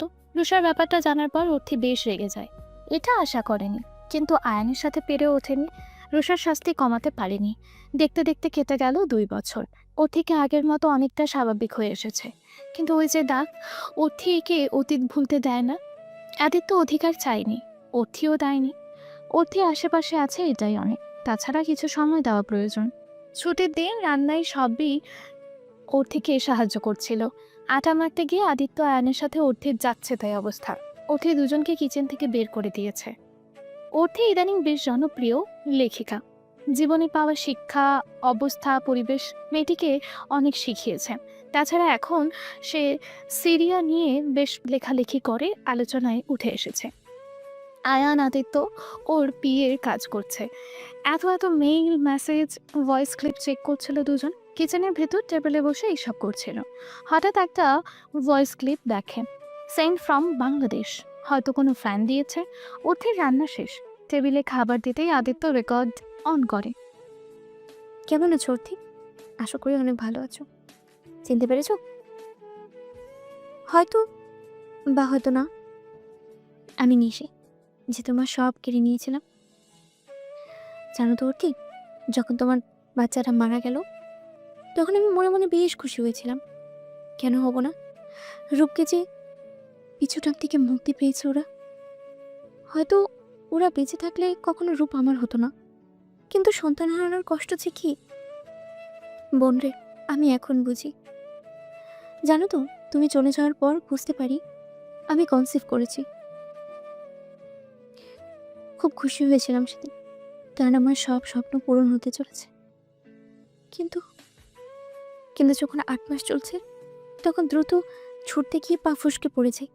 আমার বাচ্চাটা মরে যায়। ডাক্তার বলে আমি আর মা হতে পারবো না। এক রাতের মধ্যে আমি সব হারিয়ে ফেলেছি। কেন সব বলছি জানো? পরে বলছি, আগে শোনো। রূপ তোমার জায়গায় আমাকে কখনো দেয়নি। আমি যখন দেশে ফিরে এলাম, রূপকে ছাড়া আমি থাকতেই পারছিলাম না। যে কোনো মূল্যে হোক আমার ওকে চাই। তাই আমি ওকে প্রতিদিন কফির সাথে একটু একটু ড্রাগ দিতে থাকি। যখন ও অবচেতন হয়ে যেত, শুধু আমার থাকতো। তাছাড়া তোমার নামে বাজে কথা তো ছিলই। ধীরে ধীরে রূপ আমার হলো। যেদিন তুমি এসেছিলে, রূপ তোমায় মেরেছিল, সেদিন রূপ হুঁশই ছিল না। যখন সব মনে পড়ে, তোমার কাছে যেতে চাইলেও পারিনি। ডিভোর্স দিয়ে চলে গেলে। রূপকে একবারও জিজ্ঞেস করলে না। অপরাধ বোধ ওকে শেষ করে দিচ্ছিল। যখন শোনে তোমাকে পাওয়া যাচ্ছে না, তখন পাগলের মতো খুঁজত। আমি তখন আর ড্রাগ দিতাম না, কারণ রূপ তখন লিগেলি আমার। কিন্তু সেটাই হয়তো ভুল ছিল। একদিন হঠাৎ জানতে পারি তোমার নাম সিঙ্গাপুর যাওয়ার ফ্লাইটের প্যাসেঞ্জার লিস্টে পাওয়া গেছে। একবার কিছু না ভেবেই দ্রুত যাওয়ার জন্য বের হয়। রাস্তায় অ্যাক্সিডেন্ট অবস্থা খুব খারাপ। আমি দ্রুত পায়ে ছুটতে গিয়ে পড়ে যাই। আমার বাচ্চা মারা যায়। রূপ 1 বছর 11 মাস কোমায় ছিল। হঠাৎ একদিন ভালো হয়, এই বুঝি আমার কপাল ফুরল। কিন্তু কথা আছে না, মানুষ মারা যাওয়ার আগে একদম সুস্থ হয়। তাই হয়েছিল। আজ 7 দিন রূপ মারা গেছে। মারা যাওয়ার আগে তোমার লেখা পড়তো। নামের অংশে যখন লেখা দেখতো অর্থী আদিতা আহমেদ, তখন কেঁদে উঠতো আর বলতো, রানী সাহেবা, তুমি সুখী হও। আদিত্য তোমার পায়ে সব সুখ এনে দিবে, এটা আমার বিশ্বাস। শেষ ইচ্ছে ছিল অরুণিমা আরশের পাশে কবর যেন হয়। ওটি মাফ করে বলবো না, কারণ যা করেছি আমার ক্ষমা হয় না। তোমার সাজানো গোছানো সংসার বালিশ সংসার ছিল না। সংসার তো আমি বালিশ সাজিয়েছিলাম, যে আজ নেই। তোমার সংসার কিনে নিলেও তোমার ছিল, কিন্তু আমার সংসারের কোনো অস্তিত্বই নেই। আল্লাহ আমার পাপের শাস্তি হিসেবে সব কেড়ে নিয়েছে। ভালো থেকো, অনেক অনেক সুখী হও। ভয়েস রেকর্ডটা শেষ হয়ে গেল। অর্থির হাত কাঁপছে। আদিত্য আয়ান দুজন দু হাত ধরে। অর্থি বলে, আমি ঠিক আছি। অনেকক্ষণ বসে থাকার পর আদিত্য একটু বের হয়। সিগারেট খেতে হবে, খুব প্রয়োজন। মুনাফা কি ঠিক আছো? হুম। অতীত হাঁটতে বেড়াচ্ছ? মানুষটা মরে গেছে আয়ান, ওর কোনো দোষ ছিল না। আদিত্যদার কি দোষ? মানে? আদিত্যদাকে কেন কষ্ট দিচ্ছ? অতীত ফিরে আসবে না। আদিত্যদায়ের মতো কেউ তোমাকে ভালোবাসবে না। রূপে ভুলের শাস্তি তাকে দিও না। আগে পিচ্ছি হয়ে যাও। পিছুটান রেখে লাভ নেই। বালি দিয়ে নয়, ভালোবাসা দিয়ে সংসার সাজাও। অর্থি আয়ানের দিকে ফ্যালফ্যাল করে তাকিয়ে আছে। এই বুঝি কেঁদে দেয়। আয়ান অর্থির মাথা বুকে নিয়ে বলে, জানো তো, তোমার মাথা আমার বুকে রাখলে সব চিন্তা মুক্ত হয়। তাহলে আদিত্যদা কতটা শান্তি পায় তুমি যখন তার বুকে মাথা রাখো? মনা পাখি, সাজাও না আমার সংসার। দেখে দু চোখ জোড়াক। আর শোনো, আমি এখন বের হচ্ছি, রাতে ফিরবো না। কান্নাকাটি করলে খবর আছে কিন্তু। আয়ান বেরিয়ে যাওয়ার পর অর্থি চুপচাপ বসে থাকে। সত্যি কি আদিত্যদাকে সে ঠকাচ্ছে? বিয়ে করে আদিত্যদা আমার উপর দয়া করছে না তো? না, দয়া করলে আজকের অর্থী কখনোই মিসেস অর্থী আদিত্য আহমেদ হতো না। আদিত্য বাসে ফিরেছে, রাত হয়ে গেছে। রুমে ঢুকে সিগারেট খাচ্ছে। এখানে আসার পর অর্থি শাড়ি পরে না, সালোয়ার কামিজ পরে কিংবা জিন্সের সাথে লং কামিজ, সাথে হঠাৎ শাড়ি পরেছে আজ। আদিত্যকে আরো ভিতরে ভিতরে পুরাচ্ছে। উঠে ব্যালকনিতে এসে আদিত্যর সামনে পাশে দাঁড়ায়। আচ্ছা আদিত্যদা, তোমার মনে হয় না এখন আমাদের বেবি হওয়া দরকার? বয়স তো কম হলো না, তারপর আবার দেরিতে হলে মানুষ বাবুকে তোমার নাতি নাতনি বলবে। আদিত্য অর্থির দিকে তাকিয়ে থেকে আবারও সিগারেটে টান দেয়। সে জানে অর্থি কোনো রোমান্টিক উপন্যাস লিখছে হয়তো, তাই এমন কথা বলছে। কারণ এমন উদ্ভট কথা প্রায়ই শোনা যায়। পরে বলে গল্পের প্লট ছিল। অর্থি জবাব না পেয়ে হুট করে আদিত্যকে টেনে ঠোঁট রাখে ওর ঠোঁটে। সিগারেটের সব ধোয়া ওর মুখের ভেতর যেতেই কাস্তে কাস্তে ছেড়ে দেয়। আদিত্য দ্রুত পানি নিয়ে এসে পানি খাওয়ায়। চোখ মুখ লাল হয়ে গেছে। রেগে বলে, এমন কেউ করে? তুমি খাও কেন? চুপ, না। পানি খাও। উহুম, তোমার ঠোঁট। আমার ঠোঁট? কিছু না, জ্বালাই খুব, তাই না? থাকো, আমি গেলাম। অর্থির ব্যবহার যেন সে পিচ্ছি অর্থির মতো হয়ে গেছে। হাত ধরে আদিত্য বলে, ভালোবাসে পেয়েছি। মাই গড, ভালোবাসো? আবার বলো। কানকে বিশ্বাস হচ্ছে না। চিমটি দাও, আমি বেবি স্বপ্ন দেখছি। না হলে আদিত্য দি গ্রেট আহমেদ ভালোবাসে বলছে। দাও দাও, চিমটি দাও। আদিত্য অর্থির নাকে কামড় দেয়। উফ, লাগলো তো। এ লাগুক, এত জালাস কেন? এত পুরুষ কেন রে? পোড়াতে না জানলে পুরো কেন? কথা দিচ্ছে, আজ থেকে জ্বালাবো, পুরাবো। Permission granted. আদিত্য অর্থিকে কোলে উঠিয়ে নেয়। অর্থি বলে, অতীত সহ মেনে নিতে পারবে আমায় আজ? অতীত পাল্টানো যায় না। যদি যেত তাহলে জীবন থেকে 4টে বছর মুছে দিতাম, ভবিষ্যৎ হয়ে থাকবো। এত ভালোবাসবো, সব ভুলিয়ে দেব। অর্থি জানে আদিত্য ছাড়বে না। সংসারটা এবার ভালোবাসা দিয়ে শক্ত করে করবে। সমুদ্রের তীরে বালি দিয়েই গড়বে, কিন্তু ভিত্তি শক্ত থাকবে। দমকা হাওয়াই যেন ভেঙে না যায়। আজ থেকে শুরু হবে নতুন এক পথ চলা, নতুন করে বেঁচে থাকা।